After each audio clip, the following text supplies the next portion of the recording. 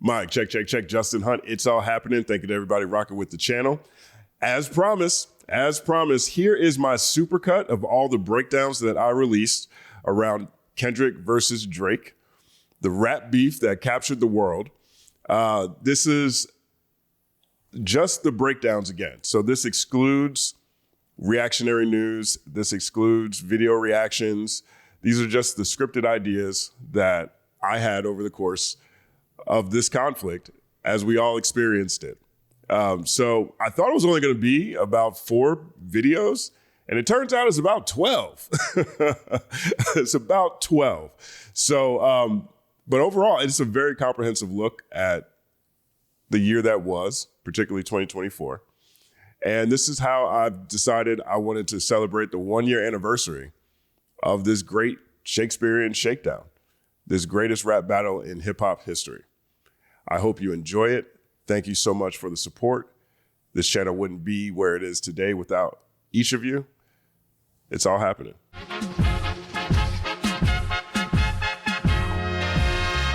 Justin Hunt is here, it's all happening.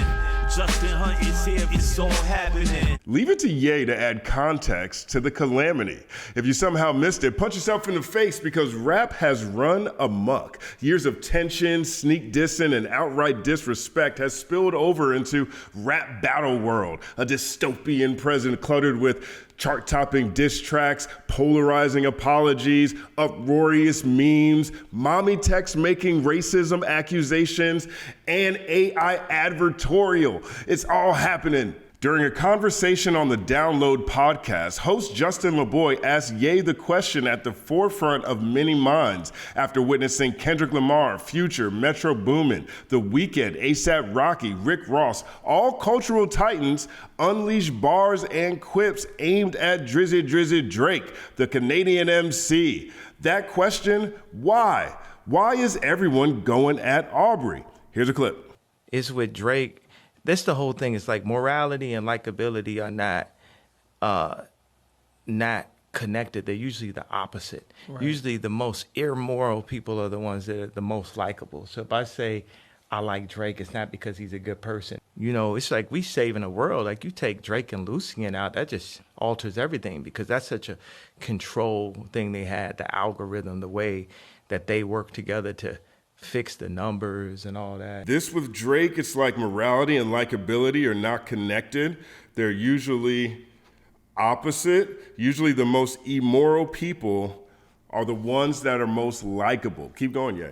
Because it's not just about the elimination of Drake. You know, it's like, like we're going to tear the head off whoever they got that they thought was in control of all this shit. Like, look at this. It's like they running the numbers. They running on radio. They got the smash. And then, you know, it's like now they not playing Lil Wayne no more because he ain't, you know, he's not directly connected with Lucien. To the uninitiated, Lucian Grange is the head of Universal Music Group and arguably the most powerful man in the business of selling sound.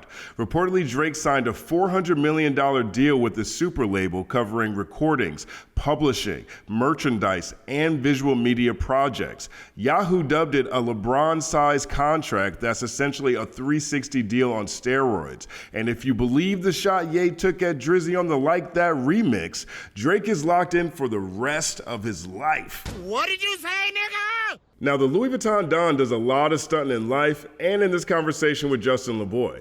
Following a chaotic 2022 where it seemed like Ye was doing everything in his power to cancel himself, he's bounced back in spectacular fashion. He notched a #1 album completely independently with Vultures, his collaboration with Ty Dolla $ign. He also got a #1 song, Carnival, incredible track, and the greatest Super Bowl commercial of all time. Here's a clip. Hey y'all, this Ye.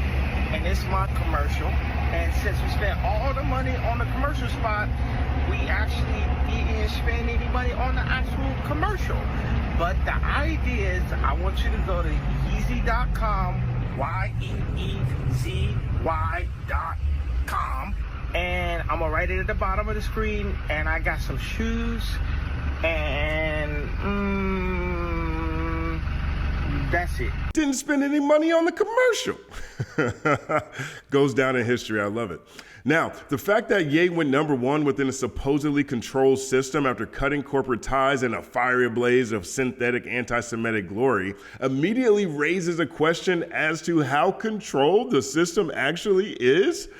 But let him tell it, he's reaping the benefits. During the conversation, Ye says he took home more than 7 times the revenue with the success of Vultures in comparison to #1s he's notched back when he was signed. 7 times the revenue.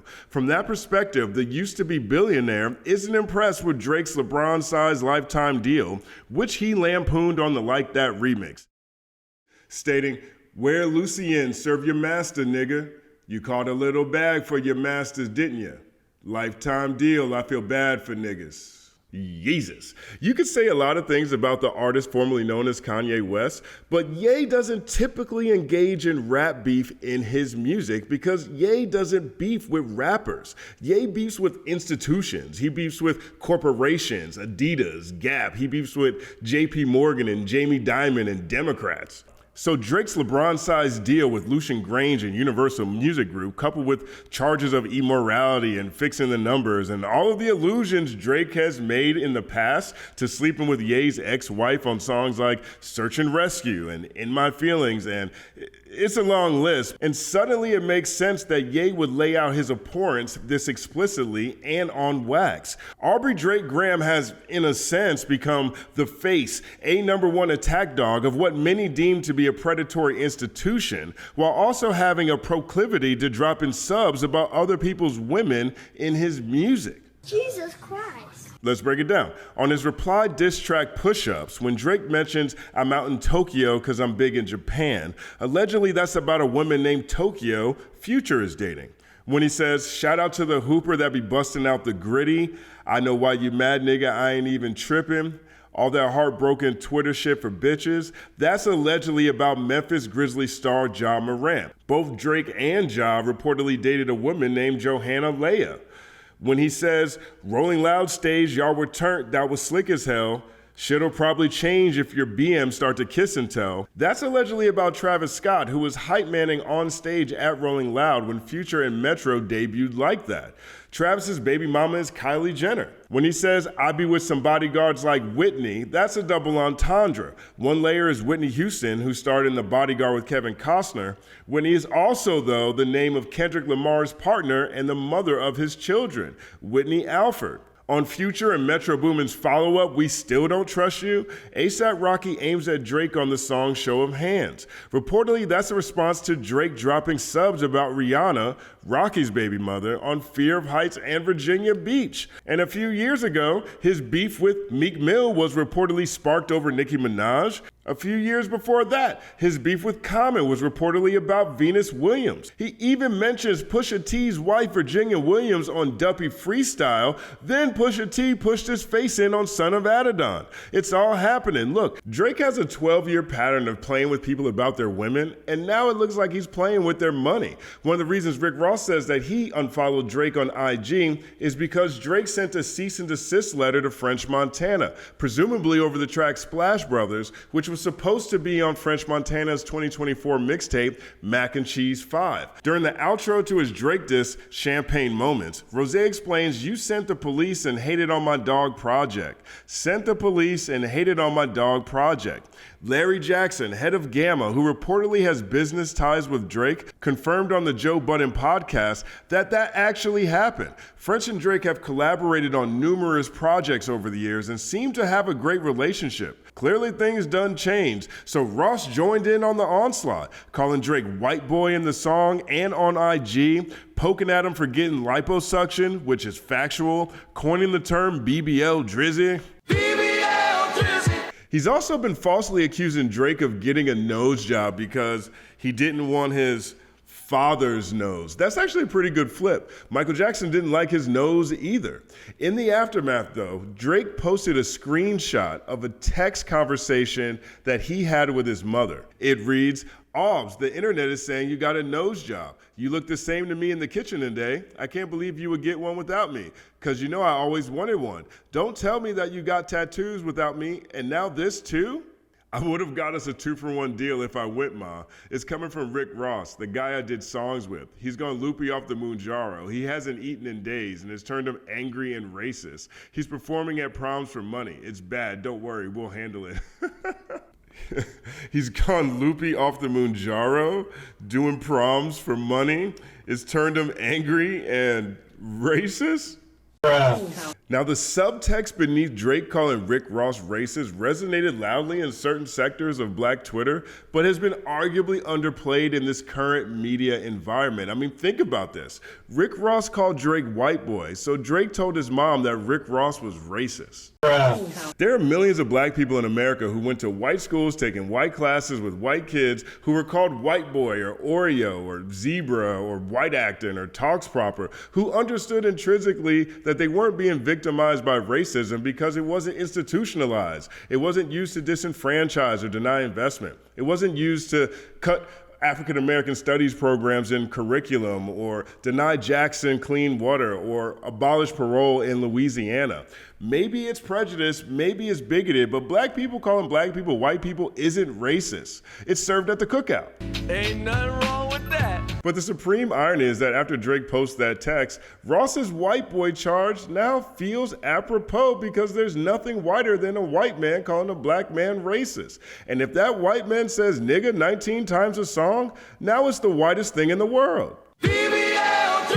Drake is clever, maniacal even. Drake knew what he was doing by posting that conversation with his mom because he's levied similar accusations before. There was an incident in 2018 where his buy-in was refused at Park Vancouver Casino. The province of British Columbia had recently passed stringent regulations on casinos in an attempt to curb rampant money laundering. According to reports, Drake gambled for a while with his own buy-in and lost the money, so he had a friend wire him more money through Park. Park accepted the wire. He gambled some more, lost again, then tried to buy in a third time with cash but was refused because the BCLC, British Columbia's gambling governing body, instituted a legal policy stating that any buy-in for more than $10,000 within a 24-hour period requires a source of funds declaration as a measure to stop money laundering in casinos within the province. Park Casino could have lost his gambling license if it allowed Drake to break this law. But what did Aubrey do? He posted that Park Casino profiled him to his 100 million followers.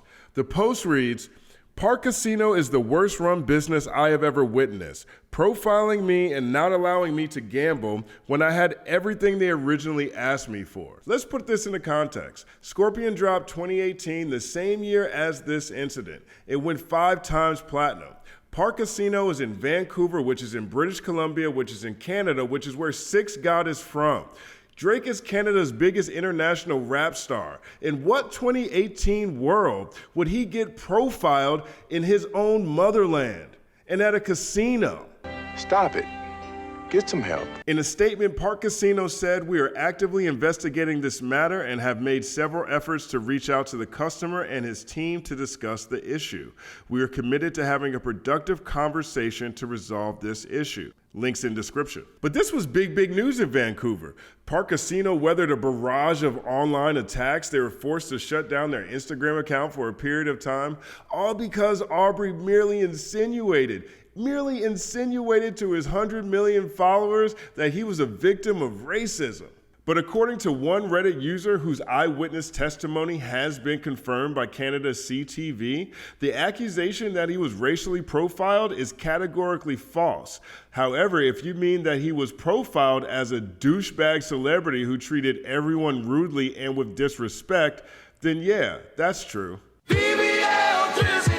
Immoral, fixing the numbers, douchebag celebrity who treated everyone rudely and with disrespect, a 12-year pattern of talking about other people's women. I mean, call it what you want, but there's a theme here.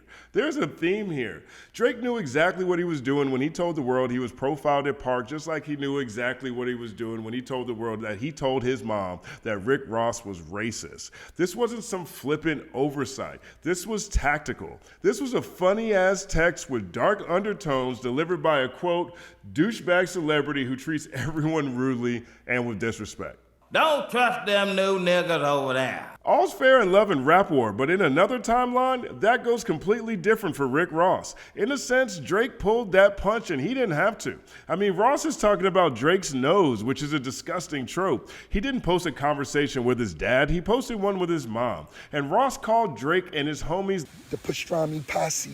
The definition of racism has absolutely been diluted since Lee Atwater and the right-wing media complex. But imagine if the petty in him pin Rose is anti-Semitic. In this climate, rappers would have to condemn Hamas before dissing Drizzy. Jesus Christ. Push-Ups is an objectively effective diss without question, though. You gotta give him credit. I mean, not the first version that sounded like a flaccid reference track, but the second one, the one with the DJ Who Kid intro and the Michael Myers Halloween-esque keys and Academic screaming at Kendrick right before the outro. He uses Kendrick's former label CEO Anthony Top Dog Tith as a device for disrespect. Top say drop, you better drop and give me 50. Clever. And it's impossible to hear how the fuck you big stepping with the size 7 men's on and not at least chuckle. I laughed out loud. But the best example of Drizzy's cunning in the heat of conflict is Tailor-Made Freestyle, the second diss darted at Kendrick Lamar. It's another pioneering diss track in concept and execution because he uses an AI-generated Tupac and AI-generated Snoop Dogg over a Dr. Dre beat while taking an Eminem 8 Mile approach, i.e. saying what his opponent might say first, leaving them with little left to reply with, all to attack K-Dot. I mean, he even named the song after Taylor Swift, who released the nation's #1 album the same day. That's right, Drake manipulated the biggest artist and the talisman of the billion-dollar Dr. Dre family tree and the Swifties just to go at the Compton Kid. I don't use phrases like nasty work, but that right there, that's the definition of nasty work. You shouldn't have been talking shit. Now here's what's interesting. In the weeks following, the Tupac Shakur estate threatened to sue Drake if he didn't take down Tailor-Made Freestyle because, of course they did. In the statement, they said, not only is the record a flagrant violation of Tupac's publicity and the estate's legal rights, it is also a blatant abuse of the legacy of one of the greatest hip-hop artists of all time. The estate would have never given its approval for this use. The unauthorized, equally dismaying use of Tupac's voice against Kendrick Lamar, a good friend of the estate who has given nothing but respect to Tupac and his legacy publicly and privately, compounds the insult. Even more recently, no doubt with your approval and possibly even at your request, your record label took down a well-publicized AI imitation of you and The Weeknd with a great deal of news coverage highlighting how damaging the fake was to you, calling them out for being a hypocrite. In response to the Pac estate, Drake went ahead and took the song down. I'm glad he did that. That's respectful. But, it's still up on YouTube. Anybody can go there and hear it anytime they want. The genie's out of the bottle. But that's the reaction from the Pac estate. Snoop went ahead and put up a cryptic Instagram video, but I wanted to know how this is landing in a real way. So I spoke with the legendary EDI Mean, entrepreneur, super MC, and member of Tupac's group, The Outlaws. I'll post a full conversation, but here's some of Edie's initial reactions to Tailor-Made Freestyle. You know what? I have not spoken to Snoop, but a little birdie told me he wasn't that happy about it. You know what I mean? But you saw his reaction on the Instagram. You know what I'm saying? Snoop is forever. I think he's not here to, make it an issue, so to speak. I would say this, man. Imagine if somebody took your voice and inserted you into a beef against somebody that you cool with. Now, I mean, like, yeah, after the shits and giggles, it's like, well, hold on a second. Was I just violated? You know what I'm saying? Was I just, and I don't know if he got a phone call prior to. Drake may have hit Snoop and said, yo, this is what's coming. I don't know. But, yeah, put yourself in that position and, see how you would feel about it. I think the estate did what they felt was the right thing to do. You got to respect the code, and that includes Drake. You know what I'm saying? Because I'm sure we want people to respect the code if the shoe is on the other foot. The point is this: social media has been flooded with memes comparing Kendrick and Future and Metro and Ye and ASAP and The Weeknd and Rick Ross to Marvel's superheroes, dubbing them the Rap Avengers, all teaming up to take down Drake. But perhaps that metaphor contains too much truth. Thanos' mission, after all, was to snap away half the population of the universe because he felt it was overcrowded. In 2023, in his annual letter to Universal, Lucian Grange slammed the current streaming model. He stated that he feels there are too many songs uploaded to streaming platforms, too many artists are eligible for monetization, and there was too much artificial intelligence. This year, though, he's championing AI, confirming Universal is heavily invested in the tool capable of getting rid of half the people in the music industry. He told Fast Company, AI at the service of artists is a good thing, but AI that is used to harm or prevent artists from due compensation is a bad thing. So our approach is to embrace responsible AI technology in a way that enhances human creativity. How is this done? By letting artists lead the way. That approach is at the heart of our collaboration with YouTube, as well as our partnerships with BandLab and others. And my daddy got it. Our approach is to embrace responsible AI technology in a way that enhances human creativity. How is this done? By letting artists lead the way. Well, in that sense, this entire chapter of Rap Battle World feels like one big AI advertorial, spearheaded by the biggest entity in music made palatable by Drake. Universal's #1 attack dog, armed with all the tools inside that behemoth's balance sheet. Drake's too big to fail financially, of course. None of his peers can realistically short his $400 million LeBron-sized deal, and he'll always have millions of fans around the world and essentially a decade of non-stop hit records, and the entire country of Canada holding him down. Drake's not gonna go away. He's not gonna vote himself off the island. He's not J. Cole. I got my chin out. But reputations aren't static. Reputations evolve. They can be chipped away and they can be rebuilt. Look at George W. Bush. W is the worst president of all time without question, and we know that because W broke the white streak to a nigga named Hussein Osama. That's how bad W was. Now he's a lovable old dude painting pictures of Putin.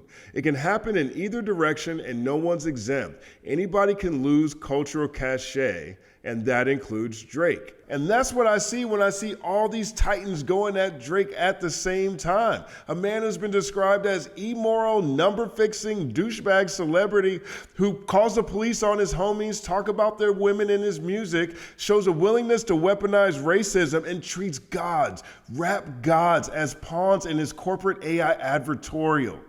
You can't take away Drake's money or his fans, but can you chip away at his cool points?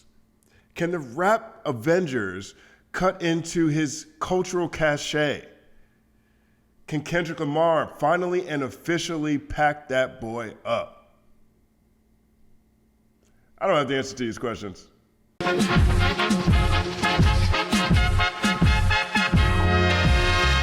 Justin Hunt is here, it's all happening. Justin Hunt is here, it's all happening. Yes, I do actually. Yes, I do actually have the answer to that question. The answer is resoundingly yes. Kendrick Lamar just dropped Euphoria. His response to Drake's 6 minutes of flames told that boy to stop saying nigga, y'all. This is what I'm saying. This is exactly what I'm saying. I've been editing this piece all weekend. I've been trying to make improvements on the presentation. I appreciate y'all analysts for rocking with me, for sticking by this channel. I want to know your reaction. What's your reaction to all of this? What's your reaction to Euphoria? I'm definitely going to make a breakdown on the Kendrick side of this. That was always my initial intention, was to have the Kendrick side of this. This was more Drake focused. All of this to me looks like man versus machine, especially with AI in play.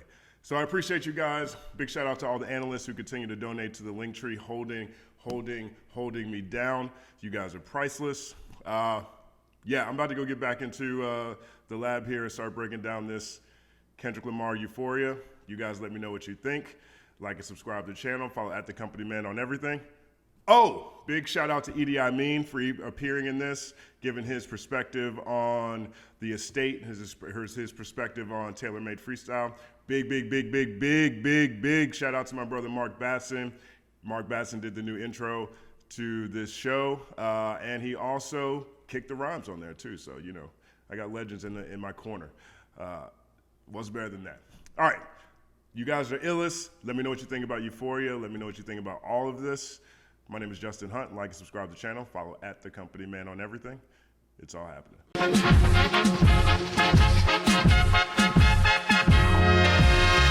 Justin Hunt is here, it's all happening. Justin Hunt is here, it's all happening. I tried analysts. I've been penning and continuing to pen this week's episode of It's All Happening with Justin Hunt, looking at the Kendrick Lamar side of this beef. As I talked about in last week's episode, at the end of last week's episode, Drake deserves the smoke. But the story's moving too fast. The story is just moving too fast. The day I dropped Drake Deserves the Smoke, Euphoria dropped that same day. By the end of the week, K-Dot dropped 616 in LA. Last night, we get a response from Drake, Family Matters, and 30 minutes after Family Matters drops, we get another response from Kendrick, Meet the Grams, scathing. Oh my God, it's so scathing. And then today, Kendrick drops Not Like Us. This is the one. This is the one of the 4 disses. Don't get me wrong. All 4 of them are crazy. Kendrick Lamar is world building on this dude right now. World building. This is a Marvel Cinematic Universe all about Drake that's so compelling that even if Drake wasn't a real person, this is an incredible encapsulation of the fallacy of man.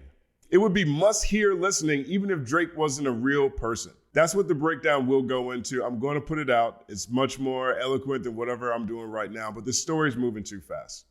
So I want to give initial big view on what I see and where we are. One, Drake's in trouble. This might be it for Drake. And here's what I mean by that. This whole conversation is about culture, cultural cachet.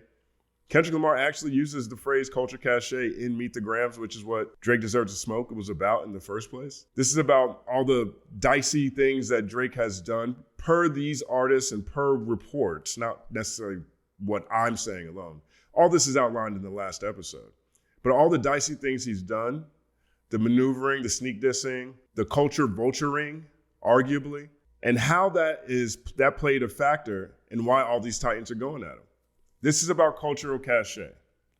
Kendrick outlined him in Euphoria, left breadcrumbs that show up again in 616 in LA, left more breadcrumbs that show up again in Meet the Grams, and now he dropped a hit record. This is a hit song. It's Gonna Go, Not Like Us. Straight West Coast, bouncy, mustard on the beat, first thing you hear, and Kendrick really, really, really doesn't let up at all. On the track, he says, Certified Lover Boy, Certified. Now, Certified Lover Boy is Drake's album. This song is so danceable. It's going to have chicks out here shaking ass to Certified Lover Boy, Certified. The cover art is Drake's house with a bunch of red arrows on top that's supposed to be where you will find your local sex trafficker. And it's danceable. It is club ready. It is ready for the function. It is ready for the cookout. It's smoke and ride ready. Immensely quotable. Immensely quotable. The conversations about culture, cultural cachet. Drake had a few options on Family Matters, and I think, in my opinion, he missed his opportunity. Family Matters was his window. He was not prepared for how prepared Kendrick Lamar is, which is crazy to me. Kendrick Lamar has penned some of the most detailed, sprawling, storytelling albums. They haven't dropped anything that isn't connected to a broader story, a broader narrative, a broader conversation. If you're gonna go battle Kendrick Lamar, you cannot take regular one-off beef song approach. Ever since Back to Back, we've looked at Drake as someone who is very strategic in his battles. He's talked about it in several interviews. I've talked about that in several Drake pieces, one of which, How to Beat Drake in a Rap Beef. That was proven correct by Pusha T. We're seeing it now extrapolated in a way grander way with everything that Kendrick Lamar and TDE is doing. But that was Drake's window to say whatever he had to say. He took an entire week, put together some great visuals, put out Family Matters, where he makes wild allegations about Dave Free, Kendrick's partner, being actually the father of one of Kendrick's kids. He said it in a very Trumpian way. He said, I heard one of the kids may be Dave Freeze, something to that effect. It sounded like when Trump says, people are saying, People are saying, I'm not sure there's validity in that one. He also accuses Kendrick Lamar of abusing Whitney, of domestic violence. Harsh, dangerous accusation. I can't speak on whether or not it's true. I know that Mr. Morale and the Big Steppers on We Cry Together, it sounds like TDE, if that is the case, got ahead of it by even allowing that song and video to play out the way it did. Because that is a fight for your life. That is a fight that's taking place in that song. Can't call it.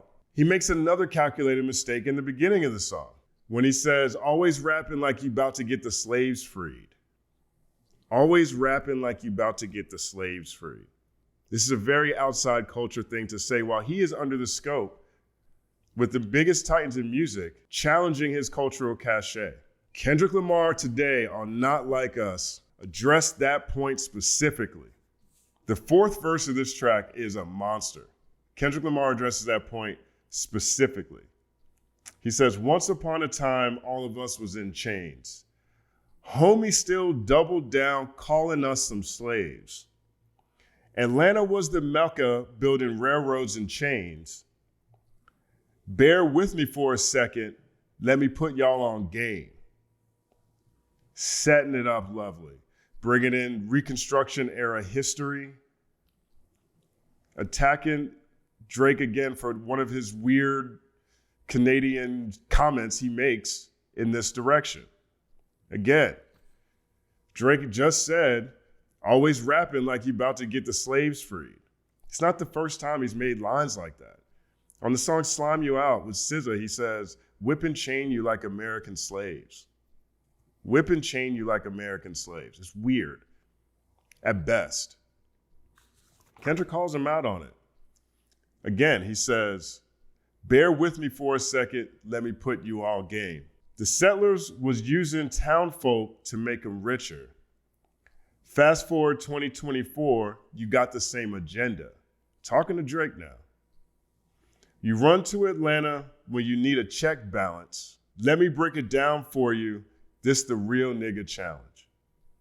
Going straight at this culture, cachet, angle, beating it over the head. He's been doing it all week. All week. Drake shows up on Family Matters, says, always rapping like you about to get the slaves freed. Kendrick on a hit song. This will be a hit song. On the fourth verse is saying this to him. He keeps going. You run to Atlanta when you need a check balance. Let me break it down for you. This the real nigga challenge. You called Future when you didn't see the club. Little Baby helps you get your lingo up. 21 gave you false street cred. That's 21 Savage. 21 gave you false street cred. Thug made you feel like a slime in your head, Young Thug.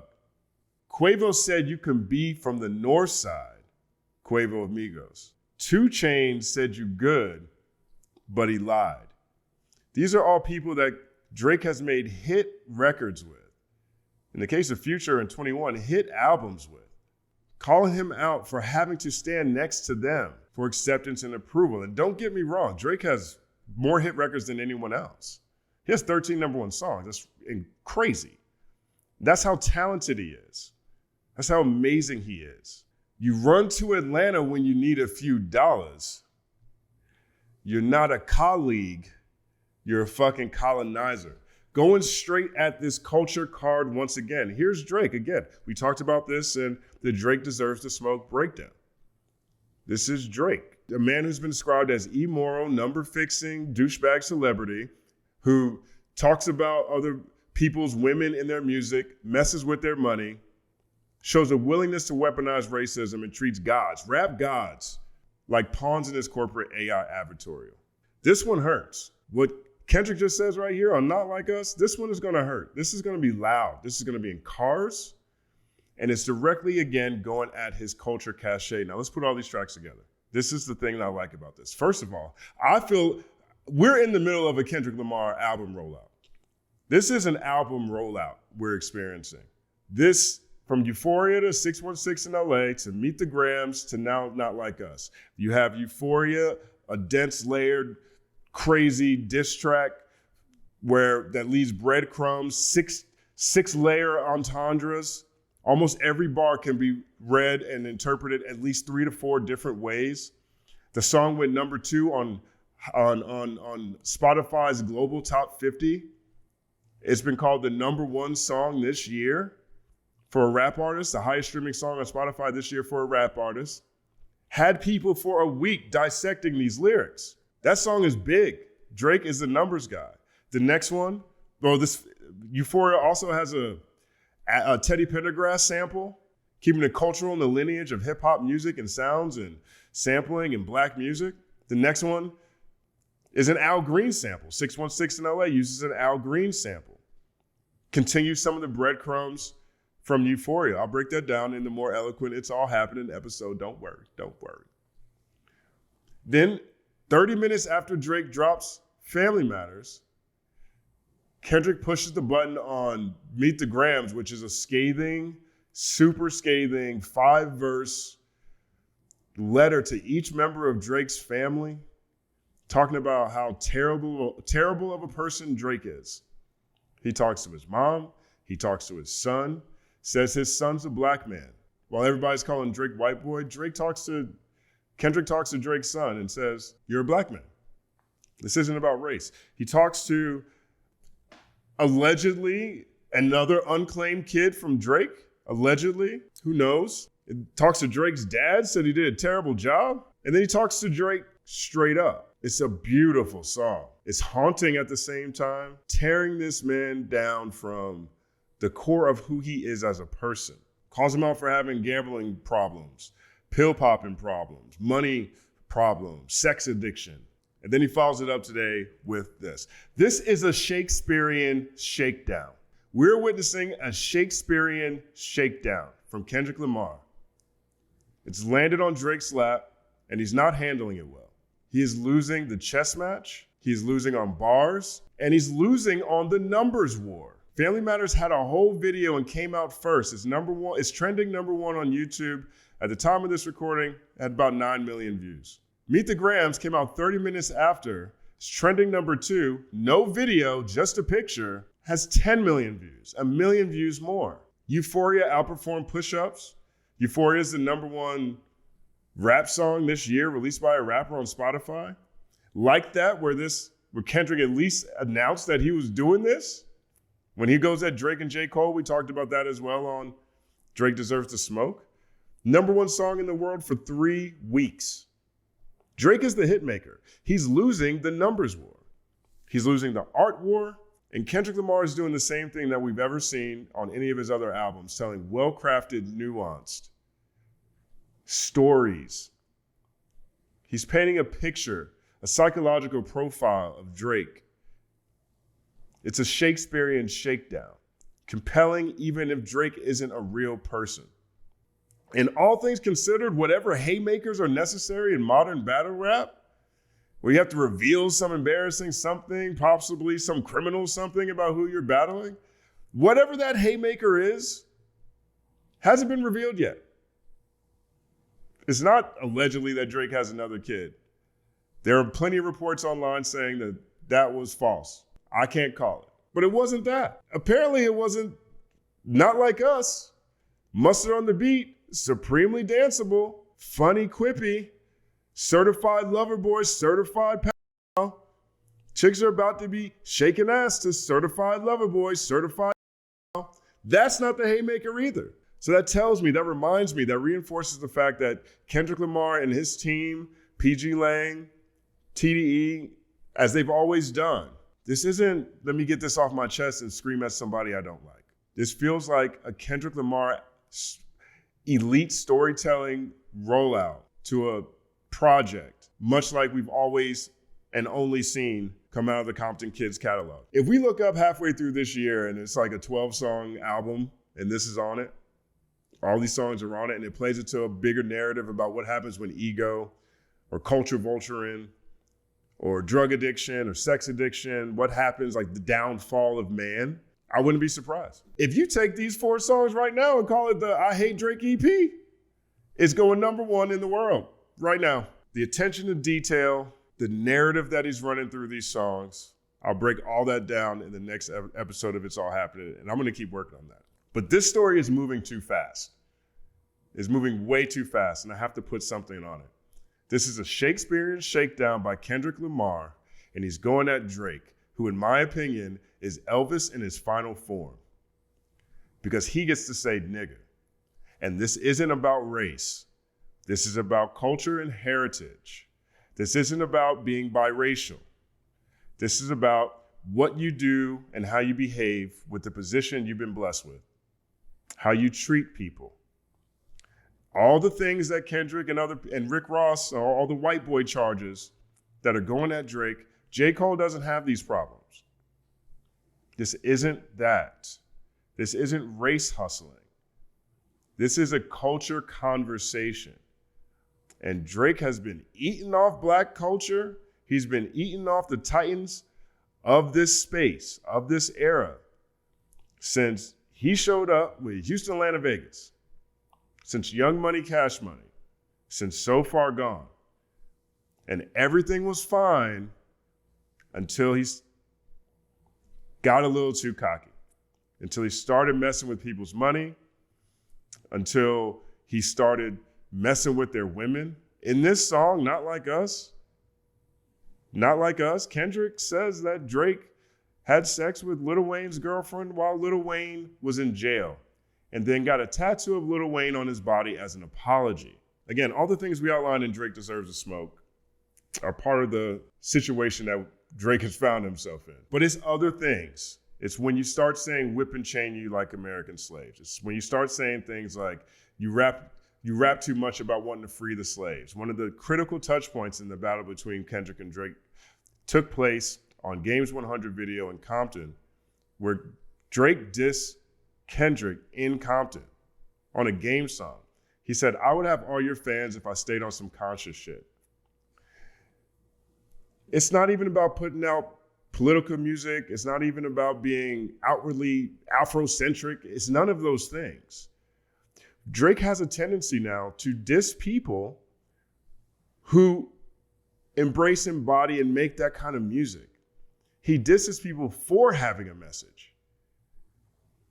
He's he is Elvis in its final form. This isn't about race or being biracial again. This is how he's treated the people around him and how he has leached off of this culture while also deriding people who do decide to have a message, who do choose to talk about things that are bigger than themselves. All these things I've broken down before in the Is Drake Black Excellence episode, for example. All these things I've said in the Drake GOAT piece, to be honest. That really investigates this particular point. But when you start making music, when you start making art that comes from any community, and at some point, stop showing respect to that community, and then also start dissing people for speaking up for that community, you've reached Elvis territory. That's what I see when I see all of this again. All these titans going at Drake. They're going at his culture card. Like I said in the last video, he's not going to be broke.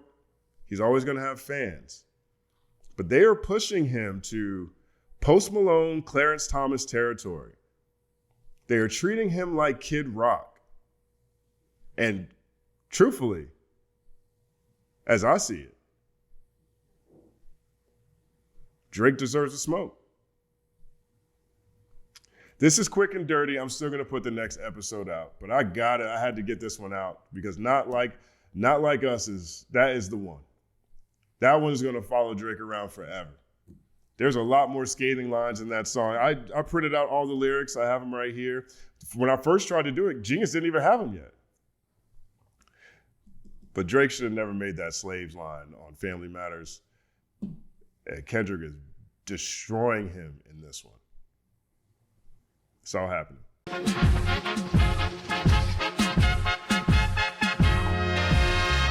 Justin Hunte is here, it's all happening. Justin Hunte is here, it's all happening. Mike, check, analysts, it's all happening. According to reports, there was a shooting at Drake's house at 2 a.m. in Toronto. Now, this is the house that we saw on the thumbnail for the Not Like Us video. Not Like Us video thumbnail. The one that they described as the embassy. The only victim reported is to believe to be an adult male, likely his security guard, who was rushed to a Toronto hospital with serious but non-life-threatening injuries. Paul Krawczyk of the city's police service told reporters on Tuesday that investigators had little information but were studying surveillance footage for leads. The assailant was reportedly spotted fleeing the area in a vehicle. Now, most reports that I've seen are talking about this in conjunction with Kendrick Lamar and Drake and Kendrick Lamar's ongoing rap beef, especially with that thumbnail for Not Like Us being a picture of the embassy, Drake's house, the embassy. They've been talking about it like that. We'll see how that shakes out, but my assumption is that this has more to do with The Weeknd. Because last week, there was a similar series of events that took place at the co-manager of The Weeknd's house. His name is Cash Esmailian. He's also a co-founder of XO Records. According to reports, that shooting happened around 2:30 a.m., which is around the same time as the shooting at Drake's house. That one took place at 2 a.m. In both incidents, a security guard was hit. Now, why would this happen, right? Why would this take place? Why would The Weeknd and Drake? Well, they've had friction for a long time, and this year, The Weeknd has been part of the Rap Avengers. We talked about this in the Drake Deserves the Smoke episode of It's All Happening. But The Weeknd took shots at Drake on the Future and Metro Boomin album, We Still Don't Trust You. On the song All To Myself, The Weeknd says, when they got leaks in their operation, I thank God that I never signed my life away, and we never do the big talk. They shooters making TikToks got us laughing in the Lambo. I promise I got your back. In return, Drake took shots at The Weeknd on push-ups. He said, claim the 6 and boys ain't even come from it.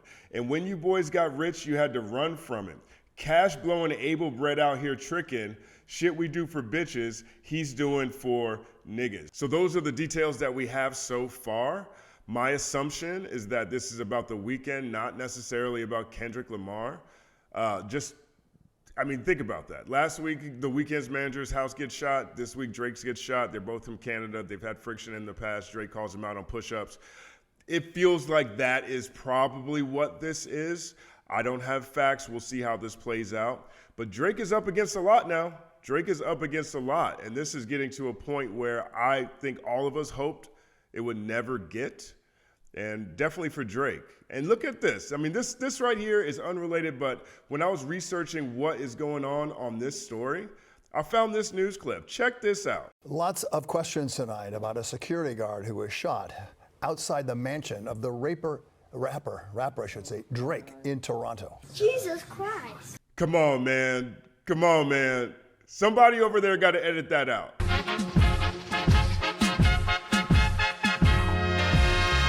Justin Hunte is here, it's all happening. Justin Hunte is here, it's all happening. Mike, check, analysts, it's all happening. I told you Not Like Us was gonna be a big song in my reaction video Saturday night when it first dropped. And it's a big song. That's a lot of bigs, but that's how big this song is.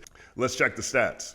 Kendrick Lamar's Not Like Us opens as one of the biggest moments in hip-hop history. #1 on Apple Music in 40 countries. #1 most streamed song in the world right now. Will debut #1 on Billboard, Kendrick's 4th #1. Most streams ever in a single day for a solo rap song. Most streamed rap song ever in a single day in the USA. Biggest streaming day for a rap song on Spotify in 2024. Most views in a single day for a rap song on YouTube in 2024. Second biggest streaming day of all time for a rap song on Spotify, 11.8 million Yeezus. First rap song to receive 11 million streams outside its opening day in Spotify history. Will be the first rap song to go #1 with a shortened tracking week. That's because it dropped on Saturday night. Not Like Us has also reached #1 on Toronto's iTunes chart. Drizzy doesn't even own his own backyard. Think about this. Drizzy doesn't even own his own backyard. Yeezus, Yeezus. This is also interesting. It's not about Not Like Us, but Euphoria's entered the political sphere. President Biden used Euphoria in an Instagram reel, this week. I hope it wasn't co-signed. I'd rather this not. Now, I also hear that Not Like Us will receive a visual, and that Universal plans to fully push the song, which means that rumor that UMG was trying to step in and stop this beef because it was making Drake look bad is false. TMZ Hip Hop TMZ, they actually broke the story on that. Big shout out to Trent Clark. Here's the piece. But sources with direct knowledge tell TMZ there was no such meeting between UMG, Drake, and Kendrick, and that this entire little narrative, which is starting to go viral online, is completely made up and not true. Not true. So expect this song to get a full push, which is going to be crazy. But thinking about the virality of this song and thinking about this song on radio, Not Like Us includes more entendres than I even really appreciated at the time. Like if you take that PDF file line, certified lover boy, certified PDF file, well, it's pronounced pedophile, right? OVO's logo is an owl, which is a bird, which is foul. So pedophile, I guess that's how you would water it down for radio. Also, if you think about that A minor bar, A minor, that one's kind of dope because on a piano keys, the A minor keys are all white. They're the ones without black keys on them. So that's actually pretty deep. Freaky ass nigga, he's a 69 god, easy flip. Freaky ass neighbor, or any other word that they substitute for nigga when they put songs on the radio. The level of skill and nuance on Kendrick's part is impressive, which is why I partly disagree with Questlove's sentiment on this battle, Drake versus K-Dot. Questlove went viral this week, and he was hypercritical on what this battle's devolved into. He said, nobody won the war. This wasn't about skill. This was wrestling match level mudslinging and takedown by any means necessary. Women and children and actual facts be damned. Same audience wanting blood will put up RIP posts like they weren't part of the problem. Hip hop is truly dead. Facts be damned. Hip hop is truly dead. When did rap beefs have to have facts all the time? But either way, analysts, we have now reached the very predictable reactionary phase of rap battles, of rap beefs. Very predictable. At some point, someone always steps in and say, oh, it's gone too far. People are going to die. And I definitely understand where he's coming from when it comes to this battle. There was a shooting at Drake's house this week. We covered that already. Then there was another mentally ill person who tried to break into Drake's house last night.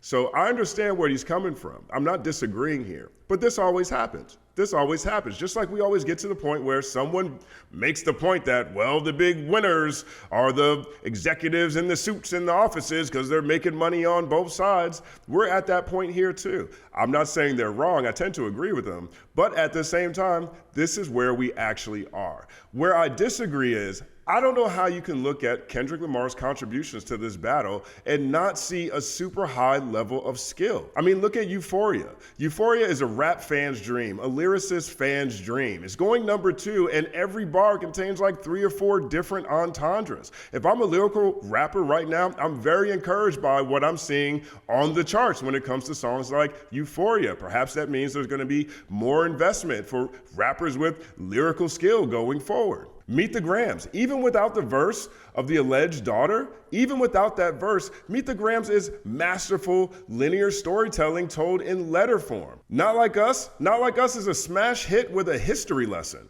A smash hit with a history lesson. And if you factor in Like That, Kendrick bookended this battle with #1 hits, beating Drake at his own game. At his own game. The analysis of Drake is compelling even if Drake isn't a real person. Again, isn't a real person, which is why I dubbed this a Shakespearean Shakedown. Now, this comment disagreed with Questlove. I think it's interesting. A lot of old heads are trying to pick and choose when they support beef because they now have corporate affiliations and hip hop has grown globally, but no one had this stance on women and children being harmed when Faith Evans and Dee Barnes were thrown into rap beef in the 1990s. Faith Evans was the subject of Tupac's Hit 'Em Up, for example. Dee Barnes was a journalist who was assaulted by Dr. Dre. Times change like nickels and dimes, which is why so many people look at J. Cole as the smartest man in all of this, when he voted himself off the island on stage at Dreamville Fest and apologized. My homies Sean P. and Marcus down in South Carolina, they love J. Cole. They love J. Cole so much, and they love to argue with me about J. Cole. They're both incredible fathers and successful people in life and in business, and they just think it's a great sign of maturity to see J. Cole do that. They've gotten to the point where they're past the euphoria of seeing two incredible lyrical titans go head to head. They're past that point in life, much like Questlove, in my opinion. I agree. I see where they're coming from. But I don't think J. Cole is the smartest man in all of this. I think J. Cole has spent so many years taking pot shots and sneak disses at K-Dot, at Kendrick Lamar. I think he is a part of the problem in this whole situation. He took shots at K-Dot just like he took shots at Eminem, Iggy Azalea, Macklemore, Lil Pump, Wale, Kanye, No Name. This is what he does all the time. He doesn't deserve props, in my opinion. He deserves the Hypocrite Award. Don't trust them new niggas over there. But let's say Drake kept it PG like he said he was trying to do on Push-Ups and Family Matters. Let's say he didn't spend all his time trying to dig up music on one of the most solid and private artists of this generation. What would that have even looked like? Could he have even done that? Could he have done that on The Heart Part 6? Let's say he just avoids all the ugly stuff and just gets to MC stuff. What would that have looked like? What could he have said about Kendrick? Maybe, I don't know, maybe he points out that Kendrick has a lot of phenomenal ideas second. And he's better at stealing like an artist than anyone of this generation, and sometimes it might feel like it's too soon to do that. Good Kid, Mad City was Boys in the Hood. We all knew what was going to happen when he got in the car. We knew how that album was going to end. To Pimp a Butterfly is a Roots album in a lot of ways. It has basically a similar flip on the intro to The Tipping Point, and it uses a lot of old fables just customized for Kendrick's point of view. Damn tells the story forwards and backwards, just like Lupe Fiasco's Tetsuo and Youth, which was only a few years old at that time. And Mr. Morale is a therapy album, a much deeper and doper versions of a lot of the themes J. Cole addressed on KOD. And J. Cole's original rap name is Therapist. Could Drake have pointed out all those things and made jokes about predicting where Kendrick Lamar's next album is going to come from? Dropping in September, Kendrick Lamar's Get Out. What happens when your life falls apart after fucking a white bitch in Copenhagen? Coming this summer, Kendrick Lamar's Big. What happens when a little man gets tall? Make it quippy and funny and point out that Kendrick Lamar has a lot of phenomenal ideas second. The idea is to chip away at someone's veneer. In this case, Kendrick Lamar's veneer is his music, since it's the only thing we really get to see about him. It's how he exposes the world to us, not on social media, not through grimy behavior that he puts online. We don't hear about Kendrick at the strip club. We hear about Kendrick winning Pulitzer Prizes. You have to chip away at that if you're going to go at Kendrick Lamar, in my opinion. Chip away at that. Take away this idea that he's this solo genius sitting in his room penning these world-class original ideas and thoughts. Imagination is the fun part in all of this, which is why Drake's the absolute loser and been appropriately branded with the colonizer tag. Drake can't do third-person storytelling, for example. He's talked about that in interviews. He's owned that in interviews over the years. He's amazing at read and react, but he doesn't have imagination. He can only talk about his own life, which is why he needs to be around Wayne and Ross and 21 and Future and whoever else to understand this culture enough to make hits, which is why he's Elvis in his final form. He hijacks culture, waters it down, serves it back to us, and says, "You're welcome." That's why he's Elvis in its final form, because he gets to say nigga. It's all happening.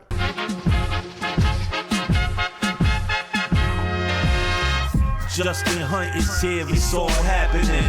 Justin Hunt is here, it's all happening. For the rap beef that just keeps getting weirder, if that's even possible, there's a really creepy happening that's been taking place online regarding the Drake and Kendrick Lamar rap beef. Over the weekend, a mysterious Twitter account called EbonyPrince 2K24 emerged online that's purporting to be one of the moles Kendrick mentioned and appears to be in possession of the items featured in the thumbnails for Kendrick Lamar's 616 in LA and Meet the Grams. Now, whether this is true or not has not been verified, but his reveals have the internet dubbing him the Riddler due to the cryptic drizzle of supposedly incriminating information that he has against Drizzy Drake.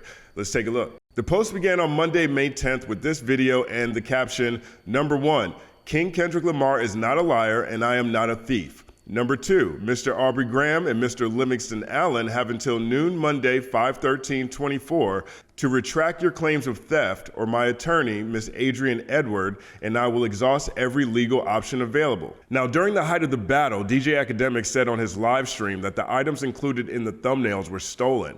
Apparently, EbonyPrince took issue with that. Also in the video is an issue of the Brooklyn Eagle newspaper, which is another cryptic message apparently intended for Drake that caught fire once his next post went live. It's an image from a security camera taken on January 22nd, 2023 at 3:19 in the morning that includes Drake and who would be later identified as Christopher Alvarez, a disabled reporter who writes for the Brooklyn Eagle.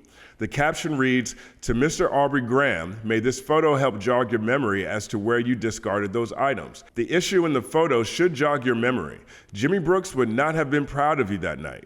Jimmy Brooks, as many of you may know, was the wheelchair-bound character Drake played on Degrassi. On May 11th, EbonyPrince posts, "You've had many things discarded on your behalf over the years. I wonder if you can remember them all. You're blocking my money with your lies, so you have forced me to get it another way. Push-ups? Really? Should have kept that to yourself. Had you not lied, I would have just waited till you died to sell my goods." This is weird, y'all. This is dark. This is dark. 2 Black American men became unemployed at this exact moment, and you made an enemy. How do we know you're not like us? We've never come back after we curse out the service providers. Now, all of this is speculation, of course. Again, this is weird, y'all. This is super weird. This is now a weird footnote addendum to the probably weirdest rap battle I've ever seen in my life. Definitely the weirdest. I think it's amazing, but it's a weird battle, man. So many different conversations I don't think we expected to hear about have come up watching Kendrick and Drake go head to head. But it appears that EbonyPrince was an employee of the Mark Hotel. Drake stayed there, and apparently there was some sort of altercation that left 2 employees fired. Now, in the Drake Deserves the Smoke episode of It's All Happening, we talked about an unrelated situation that happened in Vancouver at the Park Hotel, where Drake accused the casino of profiling him, and people on the scene described him as a douchebag celebrity who treats everyone rudely and with disrespect.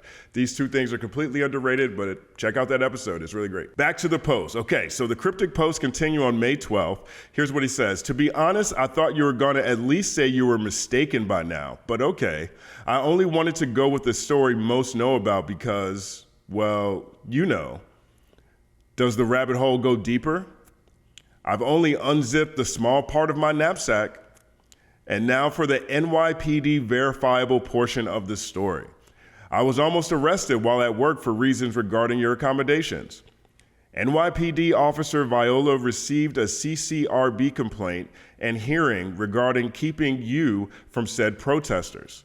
Did you see Larry there? Who's Larry? I don't know. I've stood next to you in the rain to keep the paps and fanatics away. I became essential during your stays, having to cancel vacations and all to ensure things like this didn't happen." Now, the posts get deeper on May 13th, on Monday, May 13th. This is the day of the deadline, so here's what he says. "Dear Aubrey, did you really think this was all about a shirt and some scripts? This was about diamonds. There's also another video, then posts a screenshot of the diamonds, and later a video on a Panasonic laptop straight out the Bush administration with Kendrick's Not Like Us playing at the extortion part of the song." Now, one thing's for sure, the conspiracy theories have been running deep. They've been running to QAnon levels or QAnon levels as people have been talking about it on the internet. TikTokers have been putting together videos speculating that Drake assaulted Christopher Alvarez. There's no proof of that at all that I have seen, so everyone should reserve judgment around this. This is admittedly weird, but it's not immediately factual. Admittedly, I call Drake Elvis in his final form, but at no point have I ever called him a predator, nor do I believe him to be a predator. I have not seen evidence of anything like that, straight up. Everyone should reserve judgment on whatever this means. But here's the newsworthy part. Christopher Alvarez released an article discussing his experience being caught in the middle of what is officially the oddest rap battle in history. In the article, Alvarez confirms he was with Drake on the night of January 22nd, 2023. He says, after his New York City concert with 21 Savage, I was called to meet Drizzy at the Mark Hotel, and we had a blast listening to new beats. I am not in the position to talk about his character outside of our meetings, but I can say I was not violated in any way. Now, this is a pretty substantial article. It has 2 bylines. The first one is written by another journalist for the Brooklyn Eagle, who sort of outlines the macro of what's been going on and how Christopher got involved into this conversation. And the second part is a testimony from Christopher Alvarez, where he talks about his experiences being a disabled journalist. His journey is really inspiring. But it's the last 2 paragraphs that jut out like the Freedom Tower, in my opinion. I'm going to read them in full, so bear with me. Lastly, I've been getting a lot of spam phone calls, texts, emails, and social media messages saying that I am the snitch in this beef, that I accepted hush money from Drake, and that I was somehow in on the plan because I follow underage high school girls. First, I don't know anything about Drake and Lamar's beef because to me, life is too short to hate and I don't follow it. Second, I'm a hardworking journalist who holds elected officials and private entities accountable. I don't have rappers on speed dial to be the mole or the snitch. Then there's an editor's note at the bottom. It reads, going forward, in light of recent hate speech incidents against Christopher and for his safety, They Want CA's publicity team has advised him to unfollow all minors. Please don't take this personally. We are just trying to protect him and his family and ensure that he can keep delivering the impact journalism that really matters to him and his readers. Now, the reason those two paragraphs jut out to me like the Freedom Tower isn't because he says he's going to unfollow minors, okay? Christopher Alvarez, by all accounts, is an inspirational success story in life and in his profession, and it makes sense that he might have young people who look up to him following his account, and he follows them back for support. Sometimes the simplest thing is the truest thing, okay? That's not why this stands out to me at all. That's one. Two, okay, nor does it stand out to me that he's hanging out with Drake and said he enjoyed listening to beats with him. He was invited to hang out at the Mark Hotel, but then dismisses the allegations by saying he's a hardworking journalist who doesn't have rappers on speed dial and he doesn't know anything about the rap beef that's captured the zeitgeist, leading to the #1 song in the world, okay? Sometimes when there's too much information, we all just fall into our silos. So it's not weird that he's like, yeah, I was invited to hang out with Drake. No, I don't know anything about his rap beef. When there's too much information, it's really easy to check out. And I think we've all gotten way too much information about Kendrick and Drake in their head-to-head battle over the past couple of weeks. It's not that either. Here's what sticks out to me most about those last two paragraphs. He denies being the snitch. He denies being the mole. He agrees to unfollow minors, but he never denies the hush money. Never denies the hush money. Look, this is a big story. He is now in the middle of arguably the biggest rap beef in hip hop history. Okay, for the Brooklyn Eagle, I wouldn't be surprised if this is a top 10 story in the digital history of that publication. There's two bylines on this article. There's a managing editor. There's at least three people looked at this before it went live.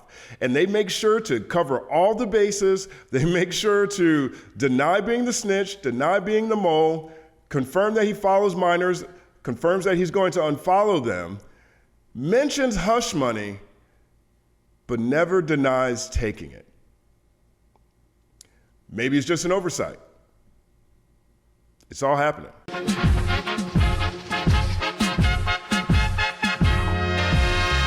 Justin Hunt is here, it's all happening. Justin Hunt is here, it's all happening. All right, so check this out. David Faustino tells a really cool story about the iconic Eazy-E.